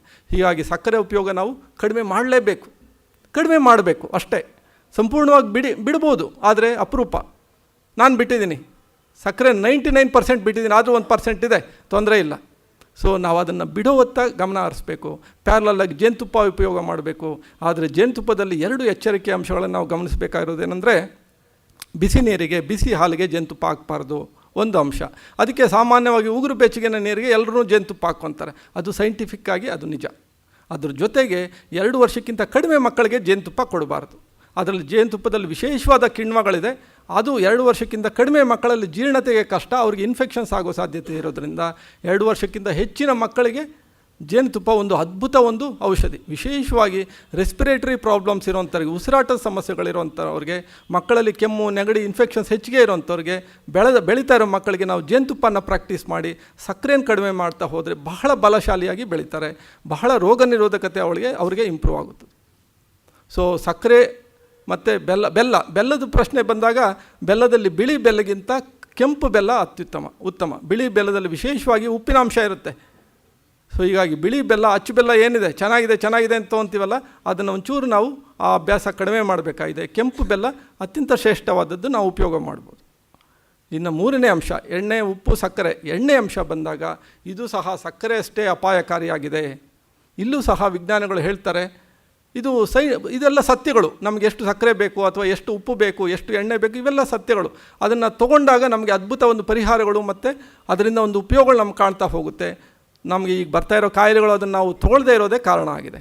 ಸೊ ಎಣ್ಣೆ ಪ್ರಶ್ನೆ ಬಂದಾಗ ಇದನ್ನು ಸಾಮಾನ್ಯ ವ್ಯಕ್ತಿಗೆ ಅಂತಂದರೆ ಮಕ್ಕಳನ್ನು ಮತ್ತು ಒಂದು ಗರ್ಭಿಣಿ ಸ್ತ್ರೀಯನ್ನು ಹೊರತುಪಡಿಸಿ ಸಾಮಾನ್ಯ ವ್ಯಕ್ತಿಗಳಿಗೆ ದಿನಕ್ಕೆ ಗರಿಷ್ಠ 20 ಗ್ರಾಮ್ ಎಣ್ಣೆ ಬೇಕು.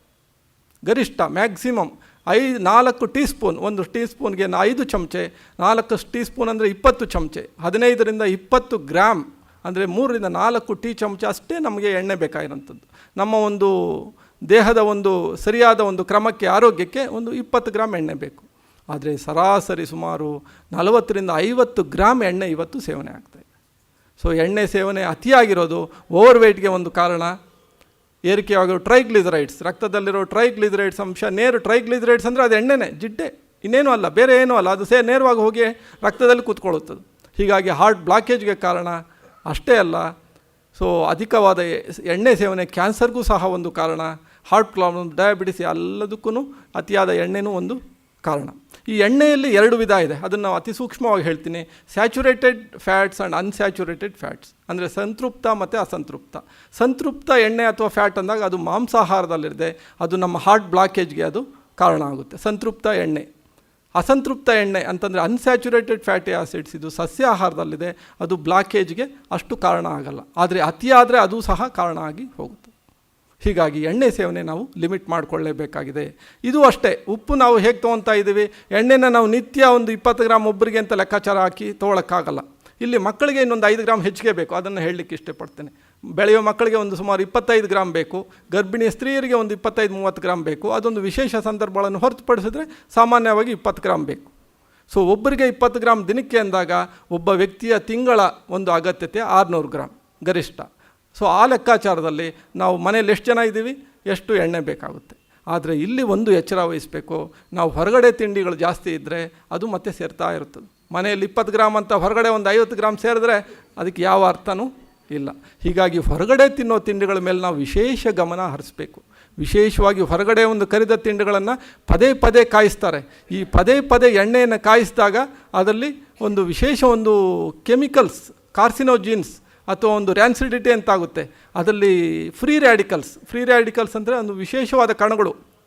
ಆ ಕಣಗಳು ನಮ್ಮ ಜೀವಕೋಶಗಳನ್ನು ಘಾಸಿ ಮಾಡುತ್ತೆ, ನಮ್ಮ ಜೀವಕೋಶಗಳ ಪೊರೆಯನ್ನು ಅದು ಒಡೆಯುತ್ತದೆ.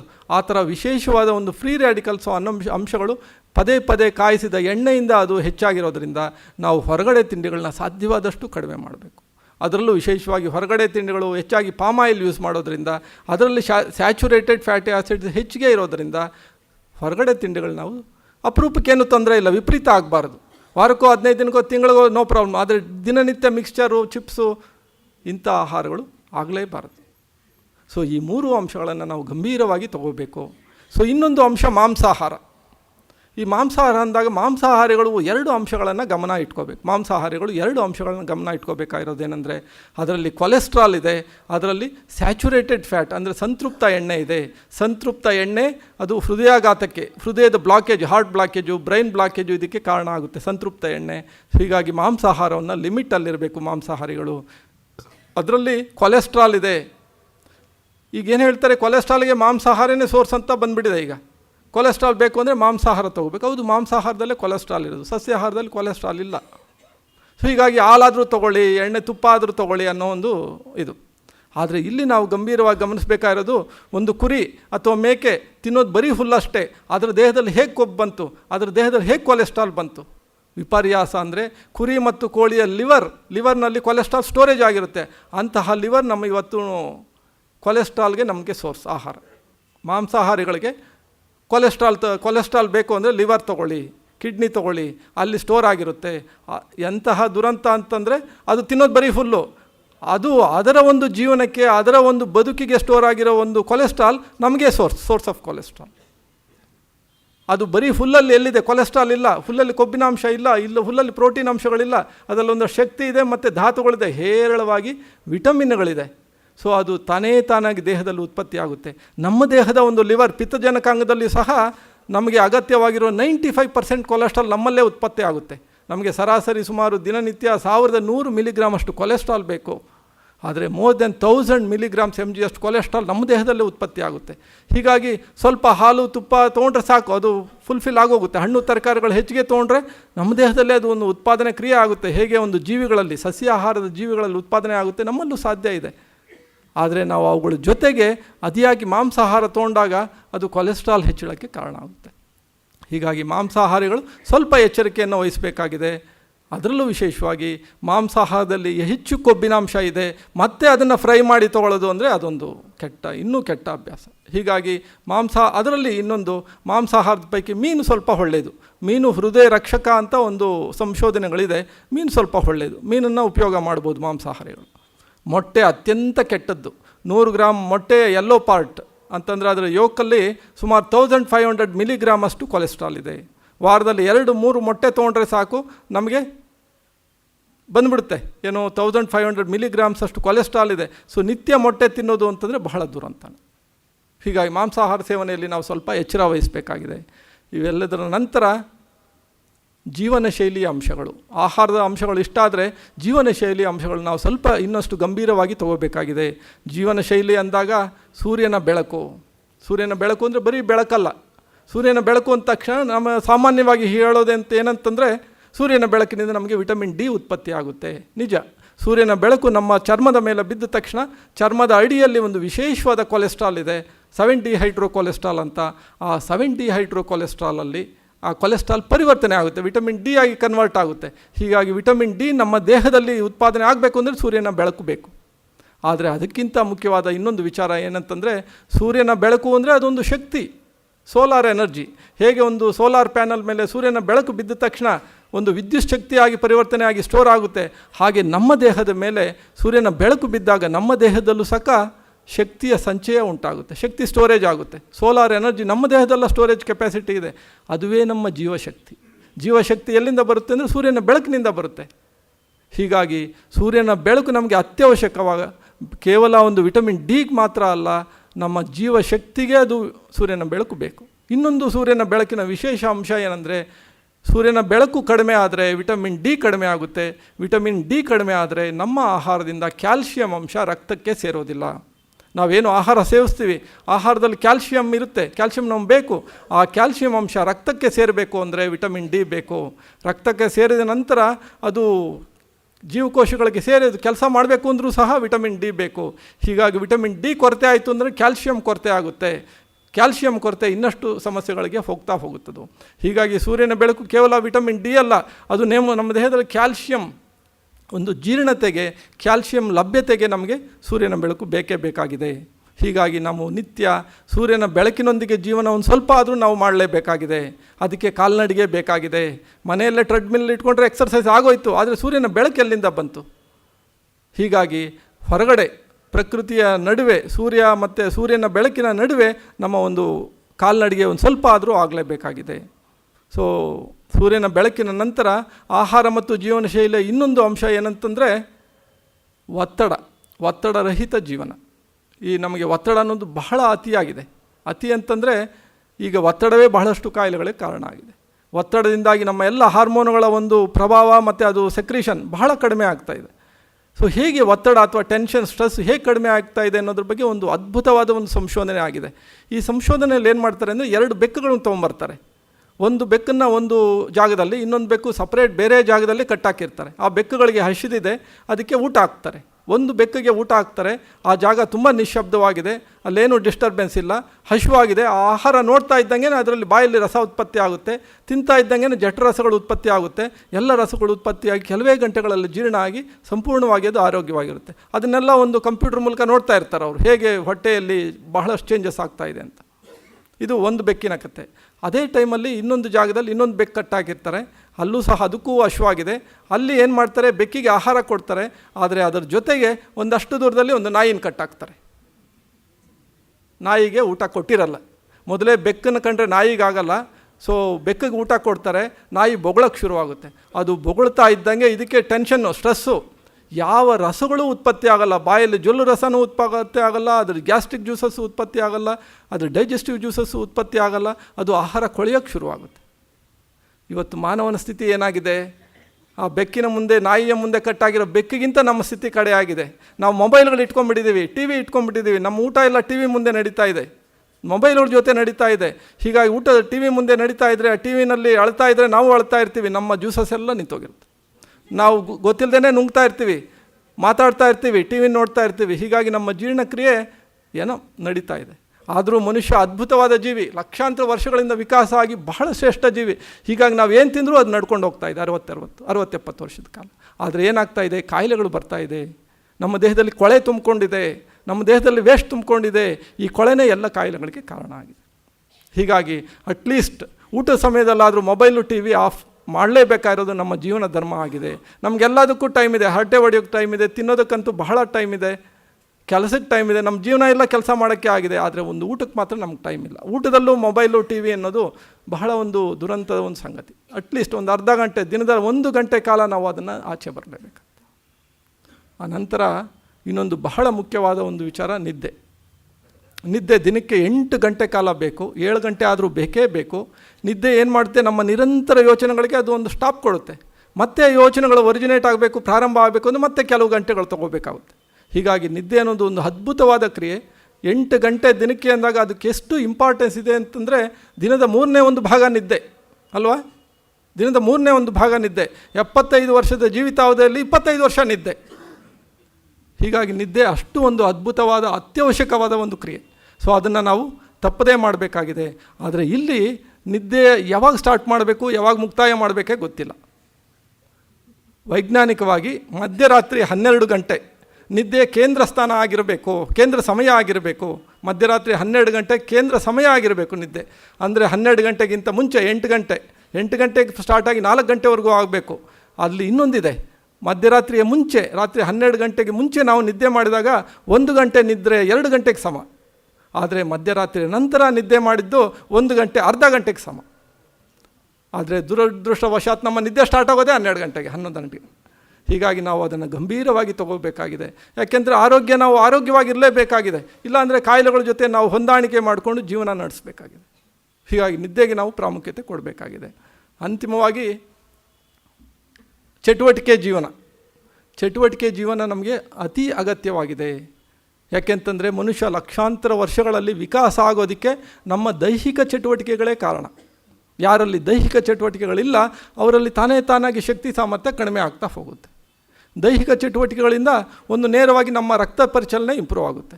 ಏನು ಸುಮಾರು 1,10,000 ಕಿಲೋಮೀಟರ್ ಉದ್ದದ ರಕ್ತನಾಳಗಳಲ್ಲಿ ರಕ್ತ ಸಂಚಾರ ಮಾಡಬೇಕು ಅಂದರೆ ಎಲ್ಲೂ ಬ್ಲಾಕೇಜ್ ಆಗಬಾರ್ದು, ಎಲ್ಲೂ ನಾವು ತಿಂದಿರೋ ಆಹಾರದಲ್ಲಿ ಏನೋ ಅಬ್ಸ್ಟ್ರಕ್ಷನ್ಸ್ ಇದೆ, ವೇಸ್ಟ್ ಇದೆ, ಎಲ್ಲೂ ಹೋಗಿ ಸೇರ್ಕೋಬಾರ್ದು. ಯಾಕೆಂದರೆ ಅತಿ ಸೂಕ್ಷ್ಮ ರಕ್ತನಾಳಗಳು ಸಹ ರಕ್ತ ಹರಿತಾ ಇರಬೇಕು. ಹೀಗಾಗಿ ರಕ್ತ ಪರಿಚಲನೆಗೆ ದೈಹಿಕ ಚಟುವಟಿಕೆಗಳು ಅತಿ ಅಗತ್ಯವಾಗಿದೆ, ಬೇಕಾಗಿದೆ. ಸೊ ದೈಹಿಕ ಚಟುವಟಿಕೆಗಳಿಂದ ರಕ್ತ ಪರಿಚಲನೆ ಇಂಪ್ರೂವ್ ಆದ ತಕ್ಷಣ ನಮ್ಮ ಜೀವಕೋಶಗಳಿಗೆ ಆಕ್ಸಿಜನ್ ಸಪ್ಲೈ ಇಂಪ್ರೂವ್ ಆಗುತ್ತೆ, ಜೀವಕೋಶಗಳಿಗೆ ಪೌಷ್ಟಿಕಾಂಶಗಳು ಹೋಗುತ್ತೆ, ಕಾಯಿಲೆಗಳು ತಾನಾಗಿ ದೂರ ಹೋಗುತ್ತೆ. ಎಲ್ಲ ಒಂದು ಅಂಗಾಂಶಗಳು ಕಾರ್ಯಕ್ಷಮತೆ ಇಂಪ್ರೂವ್ ಆದ ತಕ್ಷಣ ನಮ್ಮ ಕಾಯಿಲೆಗಳು ಇಲ್ಲ.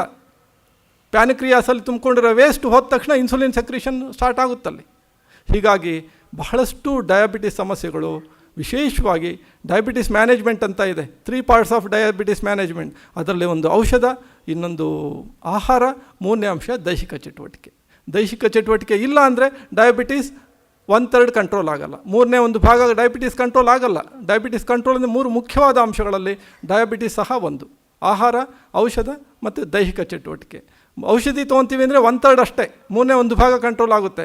ಜೊತೆಗೆ ಆಹಾರ ಒಂದಷ್ಟು ಬದಲಾವಣೆಗಳು ಮಾಡ್ಕೊತೀವಿ, ಹಸಿ ತರಕಾರಿಗಳು ತಿಂತೀವಿ, ವಿಶೇಷವಾಗಿ ನವಿಲುಕೋಸು ಮತ್ತು ಕ್ಯಾರೆಟು ವಿಶೇಷವಾಗಿ, ಯಾಕೆಂದರೆ ಅದರಲ್ಲಿ ಹೆಚ್ಚು ವಿಟಮಿನ್ ಸಿ ಇರುವಂಥದ್ದು. ಅದನ್ನು ತೊಗೊಂಡಾಗ ಬಹಳ ಸುಲಭವಾಗಿ ಕಂಟ್ರೋಲ್ ಆಗ್ತಾ ಹೋಗುತ್ತೆ. ಅದ್ರ ಜೊತೆಗೆ ವಾಕಿಂಗ್ ಅನ್ನೋದು ಬೇಕೇ ಬೇಕು. ವಾಕಿಂಗ್ ಅಂದಾಗ ಎಷ್ಟು ವಾಕಿಂಗ್ ಮಾಡಬೇಕು? ದಿನಕ್ಕೆ ಸುಮಾರು ಅರ್ಧ ಗಂಟೆಯಿಂದ 1 ಗಂಟೆ ವಾಕಿಂಗ್ ಮಾಡಲೇಬೇಕು. ಸ್ವಲ್ಪ ಶಕ್ತಿ ಇರೋರು 1/4 ಗಂಟೆ ಮಾಡ್ಬೋದು, ಶಕ್ತಿ ಕಡಿಮೆ ಇಂಥವರು ಅರ್ಧ ಗಂಟೆ ಆದರೂ ಮಾಡಬೇಕು. ಒಮ್ಮೆಲೇ ಅರ್ಧ ಗಂಟೆ ಸಾಧ್ಯ ಇಲ್ಲ, ಒಂದು 10 ನಿಮಿಷ 15 ನಿಮಿಷ ಮಾಡಿ ಬ್ರೇಕ್ ಮಾಡಿ ವಾಕ್ ಮಾಡುವಂಥದ್ದು. ಅಥವಾ ಅದು ಸಾಧ್ಯ ಇಲ್ಲ, 5 ನಿಮಿಷ ಮಾಡೋದು, 1 ಗಂಟೆಗೆ 5 ನಿಮಿಷ ವಾಕ್ ಮಾಡಿದ್ರು ಮನೆ ಹತ್ರ, ಅದು ಒಂದು ಕಾಲ್ನಡಿಗೆನೇ ಆಯಿತು. ಹೀಗಾಗಿ ಕಾಲ್ನಡಿಗೆ ನಮಗೆ ಅತಿ ಅವಶ್ಯಕವಾಗಿ ಬೇಕಾಗಿದೆ. ಜೊತೆಗೆ ಯೋಗ ಬೇಕಾಗಿದೆ, ಧ್ಯಾನ ಬೇಕು. ಆದರೆ ಯೋಗ ಧ್ಯಾನ ಅದಕ್ಕೆ ಅದರದ್ದೇ ಆದ ಸಮಯ ಮತ್ತು ಇದು ಬೇಕು. ಕಾಲ್ನಡಿಗೆಗೆ ಹಾಗಲ್ಲ. ಕಾಲ್ನಡಿಗೆಗೆ ನಾವು ಇಷ್ಟ ಬಂದಂಗೆಲ್ಲ ವಾಕ್ ಮಾಡ್ತಾ ಇರ್ಬೋದು, ದಿನನಿತ್ಯ ವಾಕ್ ಮಾಡ್ಬೋದು. ಬೆಳಗ್ಗೆ ತಿಂಡಿ ಆದಮೇಲೂ ವಾಕ್ ಮಾಡ್ಬೋದು, ತಿಂಡಿಗೆ ಮುಂಚೆನೂ ವಾಕ್ ಮಾಡ್ಬೋದು. ಸೊ ಇಲ್ಲಿ ನಮ್ಮ ಜೀವನ ಶೈಲಿನ ಒಂಚೂರು ನಾವು ಬದಲಾವಣೆ ಮಾಡ್ಕೋಬೇಕು. ಬಸ್ಸು ಮನೆ ಹತ್ರನೇ ಇಳಿದ್ರೆ ಒಂದು ಸ್ಟಾಪ್ ಮುಂಚೆನೇ ಇಳಿಯೋದು, ಮನೆಗೆ ನಡ್ಕೊಂಡು ಹೋಗೋದು. ಅಥವಾ ಕಾರಲ್ಲಿ ನಾವು ಹೋಗೋದಾದರೆ ನಮ್ಮ ಎಲ್ಲಿ ಹೋಗ್ತೀವಿ ಅಲ್ಲಿಗಿಂತ ಸ್ವಲ್ಪ ಮುಂಚೆನೇ ನಿಲ್ಲಿಸುವಂಥದ್ದು ಓಡಾಡೋದು. ಹೀಗಾಗಿ ವೆಹಿಕಲ್ಸ್ಗೆ ನಾವು ಎಲ್ಲೋ ಒಂಚೂರು ನಾವು ಕಡಿಮೆ ಮಾಡಬೇಕು. ಅದು ಬೇಕು, ವಾಹನಗಳು ಬೇಕು, ಯಂತ್ರೋಪಕರಣಗಳು ಬೇಕು, ಆದರೆ ದೇಹ ಯಂತ್ರ ನಡಿಬೇಕು ಅನ್ನೋದಾದರೆ ನಮಗೆ ದೈಹಿಕ ಚಟುವಟಿಕೆನೂ ಬೇಕಲ್ಲ. ಹೀಗಾಗಿ ದೈಹಿಕ ಚಟುವಟಿಕೆಗಳಿಗೆ ನಾವು ಬಹಳ ಇಂಪಾರ್ಟೆನ್ಸ್ ಕೊಡಲೇಬೇಕಾಗಿದೆ. ದೈಹಿಕ ಚಟುವಟಿಕೆಗಳು ನಾವು ಇವತ್ತು ಕೊಡ್ತಾ ಇಲ್ಲ. ದೈಹಿಕ ಚಟುವಟಿಕೆಗಳನ್ನು ಸಂಪೂರ್ಣವಾಗಿ ನೆಗ್ಲೆಕ್ಟ್ ಮಾಡಿಬಿಟ್ಟಿದ್ದೀವಿ. ನಮ್ಮ ಆಹಾರ ಸೇವನೆ ಹೆಚ್ಚು, ದೈಹಿಕ ಚಟುವಟಿಕೆ ಕಡಿಮೆ. ಆಹಾರ ಸೇವನೆ ಹೆಚ್ಚಾಗಿದೆ, ಕಾಫಿ ಟೀ ಬಹಳ ಅಧಿಕವಾಗಿದೆ, ಅವುಗಳ ಮೂಲಕ ಸಕ್ಕರೆ ಹೆಚ್ಚಾಗಿ ಸೇರ್ತಾ ಇದೆ, ಮಾಂಸಾಹಾರ ಹೆಚ್ಚಿಗೆ ಸೇರ್ತಾ ಇದೆ. ವಿಶೇಷವಾಗಿ ಭಾನುವಾರ ಬಂತು ಅಂತಂದರೆ ಕೆಲಸ 0, ಊಟ ಜಾಸ್ತಿ, ಟಿ ವಿ ಮುಂದೆ ಕೂತ್ಕೊಂಡ್ಬಿಡ್ತೀವಿ. ಇದು ಆಗಬಾರ್ದು. ಇಲ್ಲಿ ಒಂದು ವಿಶೇಷ ಇದೆ.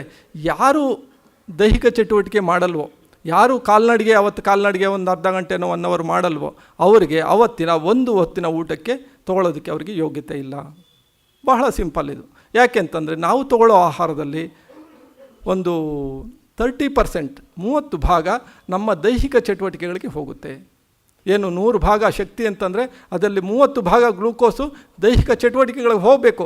ಅಷ್ಟು ನಾವು ತಿಂತಾಯಿದ್ದೀವಿ, ಇನ್ನೂ ಹೆಚ್ಚಿಗೆ ತಿಂತಾಯಿದ್ದೀವಿ, ಆದರೆ ಅವುಗಳನ್ನ ಬಿಟ್ಬಿಟ್ಟಿದ್ದೀವಿ.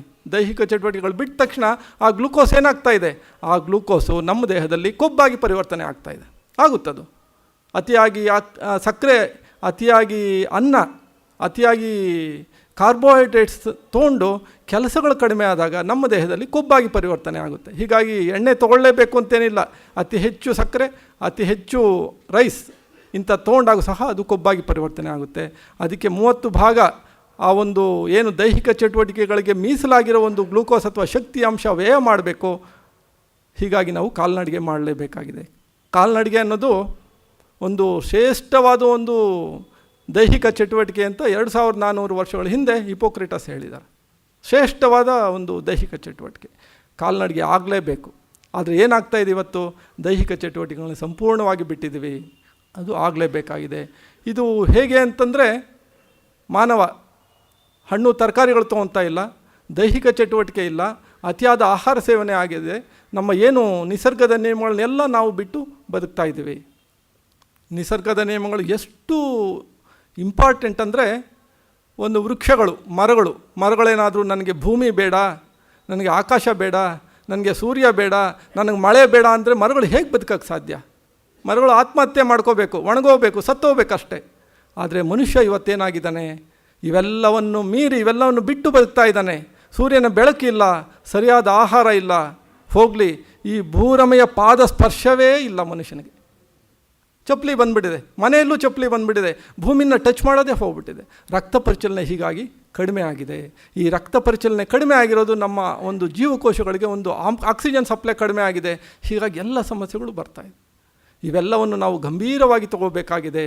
ಯಾಕೆ ಗಂಭೀರವಾಗಿ ತೊಗೋಬೇಕಾಗಿದೆ ಅಂತಂದರೆ, ನಮಗೆ ಆರೋಗ್ಯ ಬೇಕಾಗಿದೆ. ಆರೋಗ್ಯನೇ ನಮ್ಮ ಶಕ್ತಿ. ಆರೋಗ್ಯ ಇಲ್ಲ ಅಂತಂದರೆ ಹೋಯಿತು. ಒಂದು ಗಾದೆ, ಒಂದು ನಾಣ್ಣುಡಿ, when health is lost something is lost. ಆದರೆ ಅದನ್ನೀಗ ನಾವು ಚೇಂಜ್ ಮಾಡಬೇಕಾಗಿದೆ. When health is lost everything is lost. ಆರೋಗ್ಯ ನಮಗೆ ಬೇಕೇ ಬೇಕಾಗಿದೆ. ಇದನ್ನು ಬಹಳ ಹಿಂದೆಯೇ ಶ್ರೀ ವಿವೇಕಾನಂದವರು ಇದನ್ನು ಗಮನಿಸಿದ್ದಾರೆ, ಹೇಳಿದ್ದಾರೆ.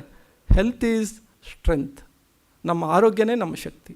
ಹೀಗಾಗಿ ನಾವು ಅದನ್ನು ಗಂಭೀರವಾಗಿ ತೊಗೊಂಡು ಆಹಾರ ಮತ್ತು ಜೀವನಶೈಲಿ ಕೆಲವು ಬದಲಾವಣೆಗಳನ್ನು ನಾವು ಮಾಡಿಕೊಳ್ಳೇಬೇಕು.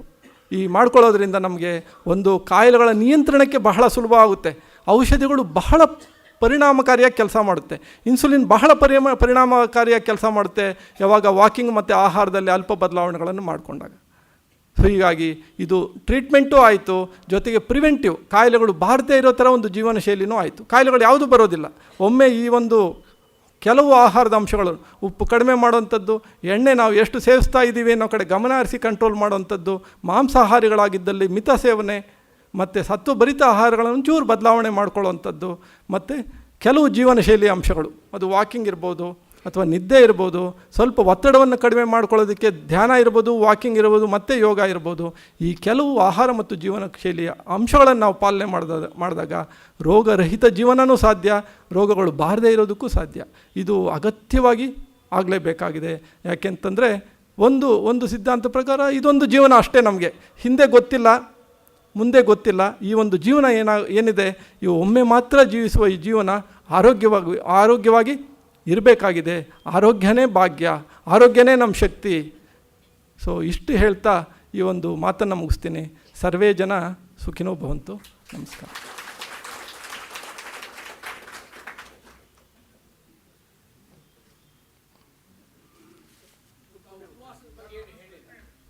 ಹಾಂ, ಹೌದು. ಉಪವಾಸದಲ್ಲಿ 2-3 ರೀತಿ ಇದೆ. ಒಂದು ಹೊತ್ತಿನ ಉಪವಾಸ, 2 ಹೊತ್ತಿನ ಉಪವಾಸ, ಅಥವಾ 1 ದಿನದ ಉಪವಾಸ.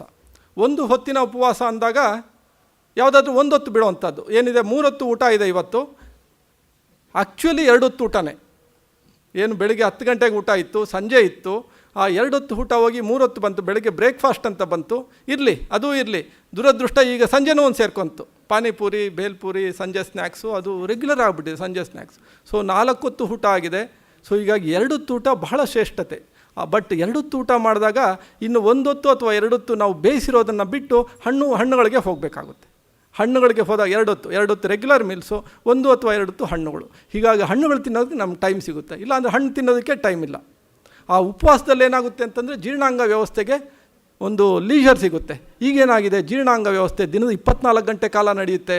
ಯಾಕೆಂದರೆ ಬೆಳಗ್ಗೆ ಎದ್ದ ತಕ್ಷಣ ಕಾಫಿ ಶುರುವಾಗುತ್ತೆ, ಬ್ರೇಕ್ಫಾಸ್ಟ್ ಶುರುವಾಗುತ್ತೆ, ಊಟ, ನಡುವೆ ಕಾಫಿ, ಸಂಜೆ ಸ್ನ್ಯಾಕ್ಸು, ರಾತ್ರಿ ಊಟ.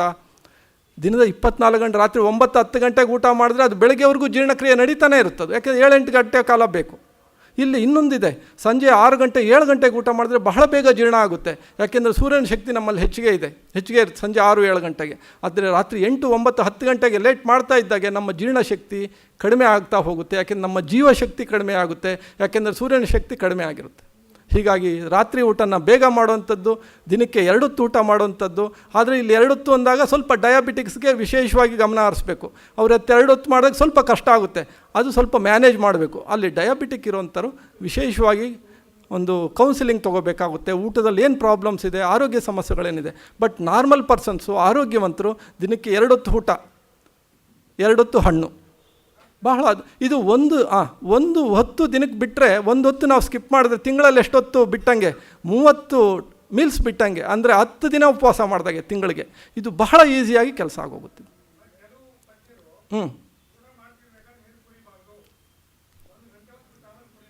ನಿಜನೇ.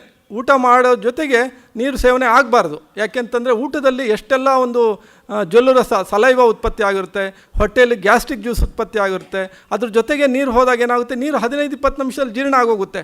ಆ ಜೀರ್ಣ ಆಗೋ ನೀರು, ಸಣ್ಣ ಕರಡಿಗೆ ಹೋಗೋ ನೀರು ಈ ಗ್ಯಾಸ್ಟ್ರಿಕ್ ಜ್ಯೂಸು ಮತ್ತು ಇದು ಏನು ರಸಗಳಿದೆಯಲ್ಲ, ಜೀರ್ಣ ರಸಗಳು, ಅದನ್ನೆಲ್ಲ ತೊಗೊಂಡೋಗ್ಬಿಡುತ್ತೆ, ಜೀರ್ಣ ಪ್ರಕ್ರಿಯೆಗೆ ಅಡ್ಡ ಆಗುತ್ತೆ. ಹೀಗಾಗಿ ಊಟಕ್ಕೆ ಅರ್ಧ ಗಂಟೆ ಮುಂಚೆ ನೀರು ಕುಡಿದಿರಬೇಕು, ಅಥವಾ ಊಟ ಆದಮೇಲೆ 1-2 ಗಂಟೆಗಳ ನಂತರ ನೀರು ಕುಡಿದಿರಬೇಕು. ನೀರು ಕುಡಿಬೇಕು. ಡ್ರೈ ಫ್ರೂಟ್ಸಲ್ಲಿ ಏನಂತಂದರೆ ಇದರಲ್ಲಿ ಇತ್ತೀಚೆಗೆ ಒಂಚೂರು ಶುಗರ್ ಸೇರಿಸಿ ಡ್ರೈ ಮಾಡ್ತಾರೆ, ಸ್ವೀಟಾಗಿರಲಿ ಅಂತ. ಇನ್ನೊಂದು ಅದರಲ್ಲಿ ಪ್ರಿಸರ್ವೇಟಿವ್ಸ್ ಹಾಕಿರ್ತಾರೆ. ಪ್ರಿಸರ್ವೇಟಿವ್ಸ್ ಅನ್ನೋದು ಕೆಮಿಕಲ್ಸೇ ಅದು. ಹೀಗಾಗಿ ಡ್ರೈ ಫ್ರೂಟ್ಸು ಒಳ್ಳೆಯದೇ, ಆದರೆ ಅದನ್ನು ನೀರಿನಲ್ಲಿ ನೆನೆಸಿ ಒಂದು 15-20 ನಿಮಿಷ ಅದನ್ನು ಚೆನ್ನಾಗಿ ತೊಳೆದು ಅದನ್ನು ಸೇವನೆ ಮಾಡಬೇಕು. ನೀವು 15 ನಿಮಿಷ ದ್ರಾಕ್ಷಿ ನೆನೆಸಿ, ಒಣ ದ್ರಾಕ್ಷಿ, ಅದರಲ್ಲಿ ಎಷ್ಟು ಕಸ ಬರುತ್ತೆ ನೋಡಿ, ಅವೆಲ್ಲ ಪ್ರಿಸರ್ವೇಟಿವ್ಸೇ. ನೀವು ಹಾಗೆ ತಿಂದರೆ ಅದು ಹೋಯ್ತು, ಹೊಟ್ಟೆಗೆ ಹೋಯ್ತು. ಇಲ್ಲ, ಹೌದು. ಕೆಂಪಕ್ಕಿ ಬಹಳ ಶ್ರೇಷ್ಠ, ಅಲ್ಲಿ ಪಾಲಿಶ್ ಆಗಲ್ಲ. ಆದರೆ ಅವಲಕ್ಕಿ ಒಳ್ಳೆಯದು. ಅವಲಕ್ಕಿನಲ್ಲಿ ಏನಾಗುತ್ತೆ ಅಂದರೆ, ಅಕ್ಕಿ ಬದಲಿಗೆ ನಾವು ಅವಲಕ್ಕಿ ಯೂಸ್ ಮಾಡಬೇಕು. ಮತ್ತು ಕೆಲವು ಸೆಂಟರ್ಸ್ ಬಂದಿದೆ. ಈಗ ಉದಾಹರಣೆ ಇಲ್ಲೇ DVG ರೋಡಲ್ಲೇ ಒಂದು ಆರ್ಗ್ಯಾನಿಕ್ ಶಾಪ್ಸ್ ಇದೆ. ಈ ಥರ ಈಗ ಒಂದು ವ್ಯವಸ್ಥೆ ಶುರುವಾಗ್ತಾ ಇದೆ. ವ್ಯವಸ್ಥೆ ಏನಿದೆ, ಈ ಅವೇರ್ನೆಸ್ ಈಗ ಬರ್ತಾ ಇದೆ. ಹೀಗಾಗಿ ಈ ಥರ ಕೆಲವು ಶಾಪ್ಸು ಬಂದಿದೆ. ಬೆಂಗಳೂರಿನಲ್ಲಿ ಸುಮಾರು ಒಂದು 15-20 ಶಾಪ್ಸ್ ಇದೆ. ಅಲ್ಲಿ ಕುಟ್ಟಿರೋ ಅಕ್ಕಿನೂ ಸಿಗುತ್ತೆ, ಅತಿಯಾಗಿ ಪಾಲಿಷ್ ಮಾಡದೇ ಇರೋನೂ ಅಕ್ಕಿ ಸಿಗುತ್ತೆ. ಇದು ಬೇಡಿಕೆ ಹೆಚ್ಚಾದಂಗೆ ಸಪ್ಲೈನೂ ಬರ್ತಾ ಹೋಗುತ್ತೆ. ಈ ಒಂದು ವ್ಯವಸ್ಥೆ ಬೆಳಿಬೇಕಾಗಿದೆ, ಈ ಒಂದು ಅರಿವು ನಮಗೆ ಆಗಬೇಕಾಗಿದೆ. ಹಾಲು ಮೊಸರು ಇದು ಸ್ವಲ್ಪ ಕಾಂಪ್ಲಿಕೇಶನ್. ಹಾಲು ಮನುಷ್ಯನ ಆಹಾರನೇ ಅಲ್ಲ ಅಂತ ಒಂದು ಸಿದ್ಧಾಂತ ಇದೆ. ತಾಯಿ ಹಾಲನ್ನು ಬಿಟ್ಟ ಮೇಲೆ ಮನುಷ್ಯ ಮಾತ್ರ ಇತರೆ ಪ್ರಾಣಿಗಳ ಹಾಲನ್ನು ಕುಡಿತಾನೆ. ಅದರಲ್ಲೂ ಹಸುವಿನ ಹಾಲು ಕುಡಿತಾನೆ. ಹಸುವಿಗೆ ಒಂದು 20 ವರ್ಷ ಆಯಸ್ಸು, ಮಾನವನಿಗೆ 106 ವರ್ಷ ಆಯಸ್ಸು. ಹುಟ್ಟಿದ ಒಂದು ಹಸು ಕರು ಏನಿದೆ, 1 ವರ್ಷದಲ್ಲಿ ಸಂಪೂರ್ಣವಾಗಿ ಡೆವಲಪ್ಮೆಂಟ್ ಆಗುತ್ತೆ, ಮೆಚುರಿಟಿ ಆಗುತ್ತೆ. ಆದರೆ ಮಾನವ ಒಂದು ಶಿಶು 15 ವರ್ಷ ಬೇಕು. 15 ವರ್ಷ ಬೇಕು ಮನುಷ್ಯ ಒಂದು ಶಿಶು ಬೆಳವಣಿಗೆ ಆಗೋದಕ್ಕೆ, ಕಂಪ್ಲೀಟಾಗಿ ಮೆಚುರಿಟಿ ಆಗೋದಕ್ಕೆ. ಹೀಗಾಗಿ ಹೆಚ್ಚಿಗೆ ನಾವು ಹಾಲು ತೊಗೊಂಡಾಗ ಬಹಳ ಬೇಗ ಡೆವಲಪ್ಮೆಂಟ್ ಆಗ್ತೀವಿ. ಅದನ್ನು ನಾವೇನು ಅರ್ಥ ಮಾಡ್ಕೊಂಡಿದ್ದೀವಿ, ಚೆನ್ನಾಗಿ ಆಗ್ತಾಯಿದ್ದೀವಿ. ಅದರಲ್ಲಿ ಏನಾಗ್ತಾ ಇದೆ, ಓವರ್ ವರ್ಕಿಂಗ್ ಆಫ್ ಒಂದು ಜೀವಕೋಶಗಳಲ್ಲಿ ಅತಿ ಹೆಚ್ಚು ಜೀವರಸಾಯನ ಕ್ರಿಯೆಗಳು ನಡೀತಾ ಇದೆ. ಅಲ್ಲಿ ಅಧಿಕವಾಗಿ ಅಲರ್ಜೀಸ್ ಅಂತ ಬರ್ತಾ ಇದೆ. ಬಹಳಷ್ಟು ಅಲರ್ಜೀಸ್ಗೆ ಹಾಲು ಬಿಟ್ಟರೆ ಒಳ್ಳೆಯದು. ಆದರೆ ಇಲ್ಲಿ ಇನ್ನೊಂದು ಅಂಶ ಇದೆ. ಹಾಲು ಎಲ್ಲ ಆಯುರ್ವೇದಿಕ ಒಂದು ಔಷಧಿಗಳ ಜೊತೆಗೆ ಅದನ್ನು ಹಾಲು ಅಥವಾ ತುಪ್ಪನ ಯೂಸ್ ಮಾಡ್ತಾಯಿದ್ದೀವಿ. ಆದರೆ ಎಲ್ಲೋ ಒಂದು ಮಿಸ್ಸಿಂಗ್ ಲಿಂಕ್ ಆಗಿರ್ಬೋದು. ಸಾವಿರಾರು ವರ್ಷಗಳಿಂದ ಆಯುರ್ವೇದದಲ್ಲಿ ಹಾಲನ್ನು ಔಷಧಿ ಅಥವಾ ಔಷಧಿಯನ್ನು ಕೆಟಲಿಸ್ಟ್ ಆಗಿ ಔಷಧಿಯ ಒಂದು ಬೇಗ ಕೆಲಸ ಮಾಡೋದಕ್ಕೆ ಹಾಲು ತುಪ್ಪನ ಯೂಸ್ ಮಾಡ್ತಾ ಒಂದು ಪ್ರಕ್ರಿಯೆ ಅದು ಇವತ್ತು ಆಹಾರವಾಗಿ ಬಂದುಬಿಟ್ಟಿದೆ. ಹೀಗಾಗಿ ಅಲ್ಲಿ ಬಗ್ಗೆ ಒಂಚೂರು ಎಚ್ಚರ ವಹಿಸಬೇಕಾಗಿದೆ. ಹಾಲು ಅಲರ್ಜಿ ಇಲ್ಲ ಅನ್ನೋದಾದರೆ ಸ್ವಲ್ಪ ಸೇವನೆ ಮಾಡ್ಬೋದು, ದಿನಕ್ಕೆ ಒಂದು 200 ml 250 ml ಸೇವನೆ ಮಾಡ್ಬೋದು. ಅಲರ್ಜಿ ಇಲ್ಲ ಅನ್ನೋದಾದರೆ ಅಲ್ಲಿ ಹಾಲಿಗಿಂತ ಮೊಸರು ಒಳ್ಳೆಯದು, ಮೊಸರಿಗಿಂತ ಮಜ್ಜಿಗೆ ಒಳ್ಳೆಯದು. ತುಪ್ಪದಲ್ಲಿ ಕೊಲೆಸ್ಟ್ರಾಲ್ ಇದೆ. ದಿನನಿತ್ಯ ತೊಗೊಳ್ಳೋದು ಕೊಲೆಸ್ಟ್ರಾಲ್ ಜಾಸ್ತಿ ಇರೋರು ತುಪ್ಪ ಸೇರಿಸ್ಕೊಂಡು ಮತ್ತೆ ಕೊಲೆಸ್ಟ್ರಾಲ್ ಜಾಸ್ತಿ ಮಾಡೋದು ಅನವಶ್ಯಕ. ಆದರೆ ಹೆಲ್ತಿ ಪರ್ಸನ್ಸು ಒಂಚೂರು ಒಂದು ಸ್ಪೂನು ಅರ್ಧ ಸ್ಪೂನ್ ತೊಗೊಳ್ಳೋದ್ರಲ್ಲಿ ತಪ್ಪೇನಿಲ್ಲ. ಹಾಂ, ಸಸ್ಯಾಹಾರದಲ್ಲಿ ನಾನು ಹೇಳಿದ್ನಲ್ಲ, ದಿನಕ್ಕೆ ಒಂದು 250 ಗ್ರಾಮ್ ಹಸಿ ತರಕಾರಿ ಮತ್ತು ಹಣ್ಣು ನಮಗೆ ಬೇಕೇ ಬೇಕಾಗಿದೆ. ಆ ಹಸಿ ತರಕಾರಿ ಹಣ್ಣುಗಳು ತೊಗೊಳ್ಳಿದ ತಕ್ಷಣ LDL ಕೊಲೆಸ್ಟ್ರಾಲ್ ಕಡಿಮೆ ಆಗುತ್ತೆ, HDL ಜಾಸ್ತಿ ಆಗುತ್ತೆ. ಅಲ್ಲಿ ಒಂದು ಎಚ್ಚರಿಕೆ ಏನಂತಂದರೆ, ಇಲ್ಲಿ 500 ಗ್ರಾಮ್ ಆದ ತಕ್ಷಣ ನೀವು ರೆಗ್ಯುಲರ್ ಫುಡ್ ಜೊತೆ ಈ 500 ಗ್ರಾಮ್ ಆದರೆ ಇದು ಓವರ್ ವೀಟಿಂಗ್ ಆಯಿತು.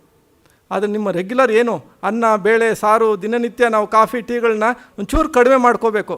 ಪ್ಯಾರಲಲ್ ಆಗಿ ಹಣ್ಣು ತರಕಾರಿಗಳನ್ನ ಇಂಪ್ರೂವ್ ಮಾಡ್ಕೋಬೇಕು. ಆದರೆ ಹಣ್ಣುಗಳನ್ನ ಡಯಾಬಿಟಿಕ್ ಇರೋರು ತೊಗೊಳ್ಳೋ ಹಾಗಿಲ್ಲ. ಇಲ್ಲಿ ಡಯಾಬಿಟಿಕ್ ಅಂಡರ್ ಕಂಟ್ರೋಲ್ ಇದ್ದಾಗ ಅದು ಕಾಯಿಲೆನೇ ಅಲ್ಲ.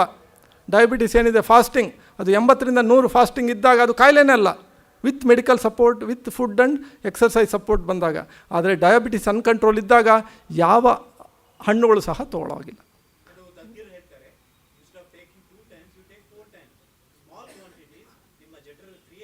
ನಿಜ, ಅದು ನಿಜ. ಆದರೆ ಏನಾಗ್ತಾ ಇದೆ, ಆ 4 times ತೊಗೊಳ್ಳೋವಾಗ ನಮಗೆ ನಮ್ಮ ದೃಷ್ಟಿ ಕಡಿಮೆ ಆಗೋಗಿದೆ, ನಾವು ಜಾಸ್ತಿ ಈಟಿಂಗ್ ಶುರುವಾಗ್ಬಿಟ್ಟಿದೆ. ಈಗ ಅದು ಅಧಿಕ ಆಹಾರ ಸೇವನೆ ಆಗ್ತಾಯಿದೆ. ಒಂದು ಸ್ಪೆಸಿಫಿಕ್ ಎಕ್ಸಾಂಪಲ್ಲಿ ಅವ್ರಿಗೆ ಡಯಾಬಿಟಿಸ್ ಕರೆಕ್ಟಾಗಿತ್ತು, ಏನೋ ಡಯಾಬಿಟಿಸ್ ಎಕ್ಸಸ್ ಇತ್ತು. ನನ್ನ ಹತ್ರ ಒಂಚೂರು ಸಜೆಷನ್ ತೊಗೊಂಡ್ರು, ಕಂಟ್ರೋಲ್ ಆಯಿತು.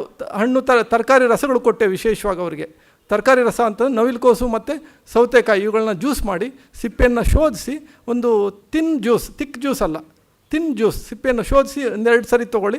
ಸ್ವಲ್ಪ ಒಂದು ಅನ್ನ ಕಡಿಮೆ ಮಾಡಿ, ಬೇಳೆ ಒಂಚೂರು ಕಡಿಮೆ ಮಾಡಿ, ಸಕ್ಕರೆನೂ ತೊಗೊತಾ ಇದ್ರು ಅವರು, ದುರಂತ.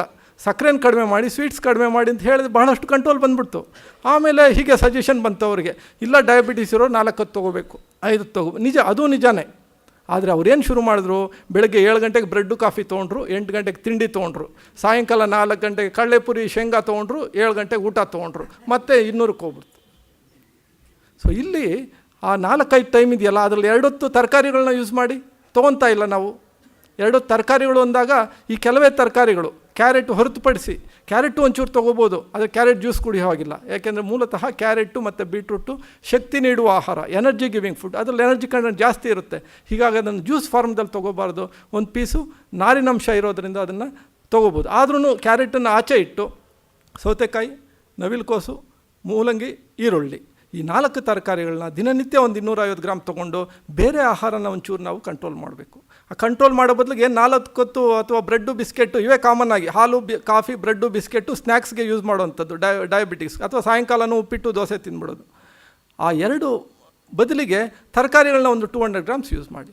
ಬೇಕು ಔಷಧಿಗಳು ತೊಗೊಂಡು 60-70 ವರ್ಷಕ್ಕೆ ನಾವು ಏನಿದೆ, ಇಂದಿನ ವೃದ್ಧಾಪ್ಯತೆ ಬಹಳಷ್ಟು ಕಾಯಿಲೆಗಳಿಂದನೇ ಕೂಡಿದೆ. ರಾಜರಾಗಿ ಬದುಕಿರ್ತೀವಿ, ಆದರೆ ವೃದ್ಧಾಪ್ಯದಲ್ಲಿ ಕಾಯಿಲೆಗಳು ಬಂದಾಗ ಅದನ್ನು ತಡ್ಕೊಳ್ಳೋ ಸ್ವಲ್ಪ ಕಷ್ಟ ಆಗುತ್ತೆ. ಮೊದಲೇ ಕೇರ್ ಸಹ ಕಡಿಮೆ ಆಗುತ್ತೆ. ಅವ್ರದ್ದೇ ಸಮಸ್ಯೆಗಳ ಜೊತೆ ಹೋದಾಗ ಒಂಚೂರು ನೆಗ್ಲೆಕ್ಟ್ ಆಗ್ತಾರೆ ಎಲ್ಡರ್ ಕಮ್ಯುನಿಟಿ. ಹೀಗಾಗಿ ಆರೋಗ್ಯ ಅನ್ನೋದು ಬಹಳ ಶಕ್ತಿ ಕೊಡುತ್ತೆ. ಒಂಚೂರು ನಾವು ಅಲ್ಲಿ ಬದಲಾವಣೆಗಳನ್ನು ಮಾಡಿಕೊಳ್ಳೇಬೇಕು. ಸ್ವಲ್ಪ ಬದಲಾವಣೆಗಳನ್ನು, ಅನ್ನ ಬಿಡಿ ಸಾರು ಬಿಡಿ ಎಲ್ಲವನ್ನೂ ಬಿಟ್ಟು ಸನ್ಯಾಸಿಗಳಾಗಿ ಅಂತ ನಾನು ಹೇಳ್ತಾ ಇಲ್ಲ, ಸ್ವಲ್ಪ ಬದಲಾವಣೆಗಳು ನಾವು ಮಾಡಿಕೊಳ್ಳೇಬೇಕು. ಶುಗರ್ ಸಬ್ಸ್ಟಿಟ್ಯೂಟ್ ಒಳ್ಳೆಯದೇ, ಬಟ್ ಅದು ಲಾಂಗ್ ಟರ್ಮ್ ಎಫೆಕ್ಟ್ಸ್ ಇದೆ ಅಂತ ಸಂಶೋಧನೆಗಳು ಹೇಳುತ್ತೆ. Long term effects. ಹೀಗಾಗಿ ಸಕ್ಕರೆ ರಹಿತ ಹಾಲು ಕುಡಿಯೋವಂಥದ್ದು ಒಳ್ಳೆಯದು. ಸಕ್ಕರೆನೂ ಬೇಡ, ಶುಗರ್ ಫ್ರೀ ಟ್ಯಾಬ್ಲೆಟು ಬೇಡ. ಕೆಲವೇ ದಿನಗಳಲ್ಲಿ ನಮ್ಮ ಟೇಸ್ಟ್ ಬಡ್ಸ್ಗೆ ಅದು ಅಡ್ಜಸ್ಟ್ ಆಗುತ್ತೆ. ಆ ಸಕ್ಕರೆ ಟ್ಯಾಬ್ಲೆಟ್ ರಹಿತ ಹಾಲು ಒಳ್ಳೆಯದೇ. ಆದರೆ ಟೀ ಮತ್ತು ಕಾಫಿ ಜೊತೆಗೆ ಏನು ತೊಗೊತಾ ಇದ್ದೀವಿ, ಆ ಟೀ ಮತ್ತು ಕಾಫಿನ ಒಂಚೂರು ಬಿಡೋದು ಒಳ್ಳೆಯದು. ಆದ್ರೂ ಶುಗರ್ಲೆಸ್ ಕಾಫಿ ತೊಗೋಬೋದು, 1 ಸರಿ 2 ಸರಿ. ಶುಗರ್ಲೆಸ್ ಟೀ ತೊಗೋಬೋದು, ತಪ್ಪೇನಿಲ್ಲ. ಟೀ ತೊಗೊಂಡಾಗ ಆಹಾರ ಜೊತೆ ಟೀ ಯಾವತ್ತೂ ನಿಷಿದ್ಧ. ಯಾಕೆಂದರೆ ಆಹಾರದ ಜೊತೆ ಟೀ ತೊಗೊಂಡಾಗ ಟೀನಲ್ಲಿರೋ ಕೆಲವು ಅಂಶಗಳು ಕಬ್ಬಿಣಾಂಶವನ್ನು ನಮ್ಮ ರಕ್ತಕ್ಕೆ ಸೇರಿಸೋದನ್ನು ಸ್ಟಾಪ್ ಮಾಡುತ್ತೆ. ಆಹಾರದಲ್ಲಿರೋ ಕಬ್ಬಿಣಾಂಶವನ್ನು ಸ್ಟಾಪ್ ಮಾಡುತ್ತೆ. ಹೀಗಾಗಿ ಆಹಾರದಲ್ಲಿರೋ ಕಬ್ಬಿಣ ಟೀನಲ್ಲಿರೋ ಕೆಲವು ಫೈಟೋ ಕೆಮಿಕಲ್ಸ್ ಅಂತ ಅದು ಸ್ಟಾಪ್ ಮಾಡೋದ್ರಿಂದ ಆಹಾರ ಜೊತೆ ಟೀ ಬೇಡ. ಅದಕ್ಕೆ ಟೀಗೆ ಒಂಚೂರು ಹೈ ಟೀ ಅಂತ ಇರ್ತಾರೆ. ಬೆಳಗ್ಗೆ 11 ಗಂಟೆ ಅಥವಾ ಸಂಜೆ 4 ಗಂಟೆಗೆ ಟೀ ಒಂದು ಸರಿಯಾದ ಟೈಮು, ಯಾಕೆಂದರೆ ಅಲ್ಲಿ ಫುಡ್ ಇರೋದಿಲ್ಲ. ಟಿಫನ್ ಜೊತೆ ಟೀ ತೊಗೊಳ್ಳೋದು ಬಹಳ ಕೆಟ್ಟ. ಎಣ್ಣೆಯಲ್ಲಿ ಸೂರ್ಯಕಾಂತಿ ಎಣ್ಣೆ, ಕಡಲೆಕಾಯಿ ಎಣ್ಣೆ, ಅದರಲ್ಲೆಲ್ಲ ಸ್ಯಾಚುರೇಟೆಡ್ ಫ್ಯಾಟಿ ಅಂಶಗಳು ಜಾಸ್ತಿ ಇದೆ. ಎಲ್ಲದಕ್ಕಿಂತ ಅತಿ ಹೆಚ್ಚು ಬೆಸ್ಟ್ ಅನ್ನೋದು ಆಲಿವ್ ಎಣ್ಣೆ, ಬಟ್ ಅದು ತುಂಬ ಕಾಸ್ಟ್ಲಿ ಅದು. ಆ ಸಾಮಾನ್ಯ ವ್ಯಕ್ತಿ ಸಾಮಾನ್ಯ ಜೀವನದಲ್ಲಿ ಆಲಿವ್ ಎಣ್ಣೆ ಯೂಸ್ ಮಾಡ್ಕೊಳಕ್ಕಾಗಲ್ಲ. ಸೊ ಹೀಗಾಗಿ ಶೇಂಗಾ ಎಣ್ಣೆ ಮತ್ತು ಸೂರ್ಯಕಾಂತಿ ಎಣ್ಣೆ ಅವೆರಡು ಒಟ್ಟಿಗೆ ತೊಗೊಂಡಾಗ ಅದರಲ್ಲಿರೋ ಅಂಶಗಳು ಇದರಲ್ಲಿರೋ ಅಂಶಗಳು ಮಿಕ್ಸ್ ಆಗಿ ನಮಗೆ ಒಳ್ಳೆಯದಾಗುತ್ತೆ. ಮೆಣಸಿನಕಾಯಿನಲ್ಲಿ ವಿಟಮಿನ್ ಸಿ ಇದೆ, ಆದರೆ ಎಲ್ಲಿ ಮೆಣಸಿನಕಾಯಿ ಇದೆ ಅಲ್ಲಿ ಉಪ್ಪಿದೆ, ಅದು ಅದರದ್ದು ಸಮಸ್ಯೆ. ಟೊಮೆಟೊಗಿಂತ ಬಂದೆ ಟೊಮೆಟೊಗಿಂತ ಹುಣಸೆಹಣ್ಣು ಬಹಳ ಶ್ರೇಷ್ಠ. ಸಾವಿರಾರು ಲಕ್ಷಾಂತರ ವರ್ಷಗಳಿಂದ ಹುಣಸೆಹಣ್ಣಿತ್ತು, ಈಗ ಟೊಮೆಟೊ ಹಣ್ಣು ಬಂದಿದೆ. ಅದರಲ್ಲಿ ವಿಟಮಿನ್ ಸಿ ಇದೆ, ಜೊತೆಗೆ ಪೆಸ್ಟಿಸೈಡ್ಸು ಇದೆ. ಹುಣಸೆಹಣ್ಣಲ್ಲಿ ಅತಿ ಹೆಚ್ಚು ಕಬ್ಬಿಣಾಂಶ ಇದೆ, ಅತಿ ಹೆಚ್ಚು ವಿಟಮಿನ್ ಸಿ ಇದೆ, ಪೌಷ್ಟಿಕಾಂಶಗಳಿದೆ. ಹುಣಸೆಹಣ್ಣು ಅದೊಂದು ಸ್ಪೈಸಿ ಫುಡ್, ಅದು ಒಂದು ರೀತಿ ಔಷಧಿ ವಸ್ತು. ಆದರೆ ನಾವು ಅದನ್ನು ಬಿಟ್ಟಿದ್ದೀವಿ, ಟೊಮೆಟೊ ಇಟ್ಕೊಂಡಿದ್ದೀವಿ. ಆದರೆ ಟೊಮೆಟೊ ಬಳಕೆ ಕಡಿಮೆ ಮಾಡಿ ಹುಣಸೆಹಣ್ಣು ಯೂಸ್ ಮಾಡೋಣ. ಇಲ್ಲಿ ಹುಣಸೆಹಣ್ಣಲ್ಲಿ ಇನ್ನೊಂದು ಕೆಲಸ ಇದೆ. ಟೊಮೆಟೊ ನಾವು ಸಾಂಬಾರಿಗೆ ಬೇಗನೆ ಹಾಕ್ತೀವಿ, ಅದು ಸಾಂಬಾರು ಹಾಕೋಷ್ಟೊತ್ತಿಗೆ ಅದರಲ್ಲಿರೋ ವಿಟಮಿನ್ ಸಿ ಎಲ್ಲ ಹೋಗಿರುತ್ತೆ.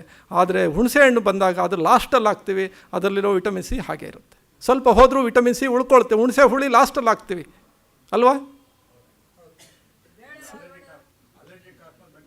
ಹ್ಞೂ ಹ್ಞೂ ಹ್ಞೂ ಹ್ಞೂ ಹ್ಞೂ ಹ್ಞೂ ಹ್ಞೂ ಹ್ಞೂ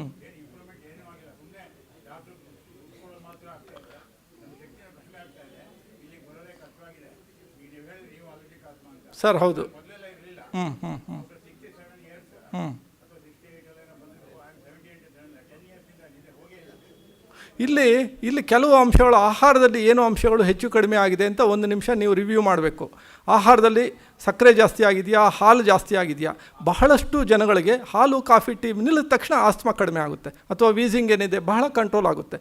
ಇದು 20% ಜನಗಳಲ್ಲಿ ಏನು 100 ಆಸ್ತಮಾ ಕೇಸಸಲ್ಲಿ 20% ಆಸ್ತಮಾ ಕೇಸಸ್ಸು ಹಾಲು ಸಕ್ಕರೆ ಇವುಗಳನ್ನ ಬಿಟ್ಟ ತಕ್ಷಣ ಕಡಿಮೆ ಆಗುತ್ತೆ. ಇದು ಒಂದು ವಾಕಿಂಗ್ ಮಾಡೋವಂಥದ್ದು. ಮತ್ತು ಆಹಾರದ ಬದಲಾವಣೆ ಮಾಡ್ಕೊಳ್ಳೇಬೇಕು. ಅದನ್ನು ಮೆಡಿಸಿನ್ಸ್ ಜೊತೆನೇ ಮಾಡ್ಕೋಬೇಕಾಗುತ್ತೆ. ಇದನ್ನು ಔಷಧಿಗಳು ಬಿಟ್ಟು ನಾವು ಬದುಕ್ತೀವಿ ಅಂದರೆ ಎಲ್ಲೋ ತಪ್ಪು ಮಾಡ್ತೀವಿ. ಯಾಕೆಂತಂದರೆ ನಾನು ಅದಕ್ಕೆ ಜೀವನ ಮುಡುಪಾಗಿಟ್ಟಿರೋ ನಾನು ನನ್ನ ಮೇಲೆ ಎಕ್ಸ್ಪರಿಮೆಂಟ್ ಮಾಡ್ಕೊಂಡಾಗ ನನಗೆ ಯಾವುದೂ ಇರಲಿಲ್ಲ. ಆದರೆ ಆಮೇಲೆ ಅರ್ಥ ಆಯಿತು ಅದು ಸರಿಯಾದ ಕ್ರಮ ಅಲ್ಲ. ಸರಿಯಾದ ಕ್ರಮ ಏನಂತಂದರೆ ಒಬ್ಬ ಸಲಹೆ ತೊಗೋಬೇಕು. ಅದು ತಿಳಿದಿರೋರ ಹತ್ರ ಸಲಹೆ ತೊಗೋಬೇಕು. ಅದು ಡಾಕ್ಟ್ರೇ ಇರ್ಬೋದು, ನೇಚರ್ ಕ್ಯೂ ಡಾಕ್ಟ್ರೇ ಇರ್ಬೋದು, ಡೈಟಿಷಿಯನ್ನೇ ಇರ್ಬೋದು, ಒಬ್ಬ ಏಜ್ಡ್ ಪರ್ಸನ್ ಅನುಭವಿಸ್ತಾ ಇದ್ದರೆ ಅವ್ರ ಹತ್ರನೂ ನಾವು ತಿಳ್ಕೊಬೋದು. ಸೊ ಅದನ್ನು ತಿಳ್ಕೊಂಡು ಅದನ್ನು ನೀವು ಮುಂದುವರಿಬೇಕು.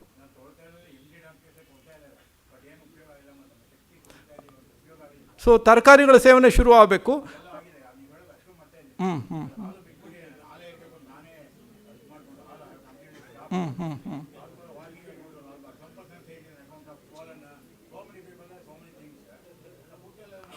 ತಮಗೆ ಎಷ್ಟು ವರ್ಷ ಸರ್? 78? ಸ್ವಲ್ಪ ಎಚ್ಚರಿಕೆಯಿಂದ ಮಾಡಬೇಕು. ಇಲ್ಲಿ ಆಸ್ತಮಾಗೆ ಫಾಸ್ಟಿಂಗಿಂದನೇ ಕ್ಯೂರ್ ಆಗಿದೆ ಬಹಳಷ್ಟು ಕೇಸಸ್ಗೆ.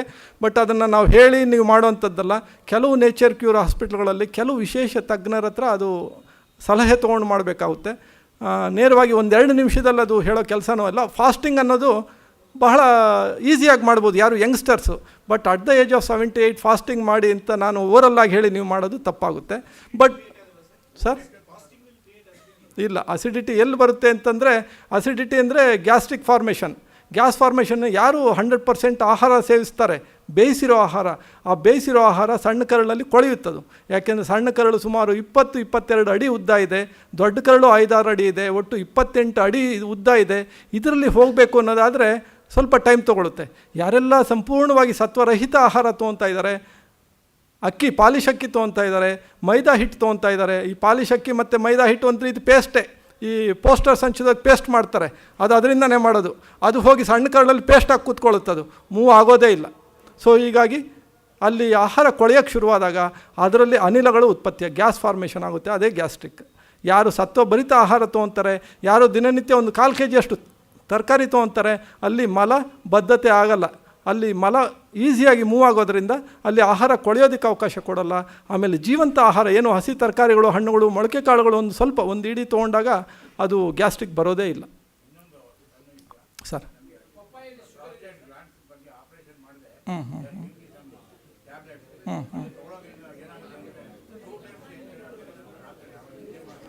ಸರ್, ವಿಶೇಷವಾಗಿ ನೀವು 1 or 2 ಅವರ್ಸ್ ಆದರೂ ಬೇಕು ನನ್ನ ಜೊತೆ. ನನ್ನ ಬ್ರೋಚರ್ ಕೊಡ್ತೀನಿ. ಸಾಧ್ಯವಾದರೆ ಬೆಂಗಳೂರಿಗೆ ಬಂದಾಗ ನಾನು ಮೀಟ್ ಮಾಡಿ ನಾನು ನಿಮಗೆ ಕನ್ಸಲ್ಟ್ ಮಾಡ್ತೀನಿ. ಸರ್ ಹೇಳಿ. ಹ್ಞೂ, ನಿಜ ನಿಜ. ಆದರೆ ಹಾಂ ಸರ್, ಅದು ಬರ್ತೀನಿ, ಗೊತ್ತಾಯಿತು. ಆದರೆ ಸಿಹಿ ಕೊಡ್ತಾ ಇರೋದು ಕೆಲವೇ ಒಂದು ವರ್ಷಗಳಿಂದ, ಒಂದು 20-30 ವರ್ಷದಿಂದ, ಸಾವಿರಾರು ವರ್ಷಗಳಿಂದ ದೇವಸ್ಥಾನಕ್ಕೆ ಹೋದ ತಕ್ಷಣ ಅಲ್ಲಿದ್ದಿದ್ದು ಎರಡೇ, ತೆಂಗಿನಕಾಯಿ ಮತ್ತು ಬಾಳೆಹಣ್ಣು. ಅದು ಈಗ ಸೈಡ್ಲೈನ್ ಆಗಿದೆ. ಅದು ಅದ್ಭುತ ಆಹಾರ. ನಾನೇನು ನನ್ನ ಬಿಗಿನಿಂಗ್ ಆಫ್ ಕೆರಿಯರಲ್ಲಿ ತೆಂಗಿನಕಾಯಿ ಬಾಳೆಹಣ್ಣು ಆಶ್ರಮ ಹೊಂದಿದೆ ತಮಿಳುನಾಡಿನಲ್ಲಿ.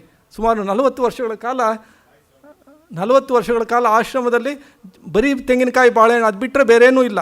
ಅದು ಅವ್ರು ಹೇಳ್ತಾರೆ ಅತ್ಯಂತ ಶ್ರೇಷ್ಠವಾದ ಆಹಾರ. ಮನುಷ್ಯ 100 ವರ್ಷಗಳ ಕಾಲ ತೆಂಗಿನಕಾಯಿ ಬಾಳೆಹಣ್ಣಲ್ಲಿ ಬದುಕ್ಬೋದು. ಹೀಗಾಗಿ ಅದನ್ನು ದೇವರಿಗೆ ಪ್ರಸಾದ ಇಟ್ಟಿದ್ದಾರೆ. ಬಟ್ ಈಗ ತೆಂಗಿನಕಾಯಿ ಕಡಿಮೆ ಆಯಿತು, ಬಾಳೆಹಣ್ಣು ಹೋಯಿತು, ಅಲ್ಲಿ ಲಾಡು ಬಂತು, ಬೂಂದಿ ಬಂತು, ಆಗೋಯ್ತು ಅಷ್ಟೆ. ಸಕ್ಕರೆ 0 ಸರ್, ಸಕ್ಕರೆ ತೊಗೊಳ್ಳೋ ಹಾಗೆ ಇಲ್ಲ.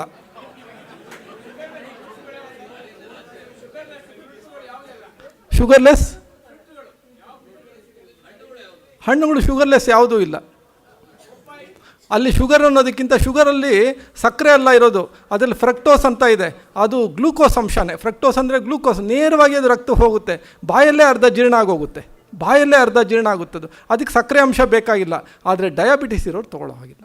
ಕಂಟ್ರೋಲಲ್ಲಿದ್ದರೆ ಡಯಾಬಿಟಿಸ್ ಕಂಟ್ರೋಲ್ ಅದನ್ನು ತೊಗೋಬೋದು. ಸ್ವಲ್ಪ ಪಪ್ಪಾಯ ಮತ್ತು ಏಲಕ್ಕಿ ಬಾಳೆಹಣ್ಣು ಅಥವಾ ಆರೆಂಜು ಅಥವಾ ವಾಟರ್ ಮೆಲನ್ನು ಇಂಥದ್ದನ್ನು ಅಪರೂಪಕ್ಕೆ ವಾರಕ್ಕೆ ಒಂದು 3-4 ಸರಿ ತೊಗೋಬೋದು. ಬೆಲ್ಲ ದಿನಕ್ಕೆ ಒಂದು 3-4 ಚಮಚ ಉಪಯೋಗಿಸ್ಬೋದು, ತೊಂದರೆ ಏನಿಲ್ಲ. ಆದರೆ ಒಮ್ಮೆಲೇ ಬೆಲ್ಲವನ್ನು, ಸಕ್ಕರೆಯನ್ನು ಬಿಟ್ಟು ಬೆಲ್ಲನ ಉಪಯೋಗಿಸಿದಾಗ ಸ್ವಲ್ಪ ಹೀಟ್ ಅನಿಸ್ಬೋದು.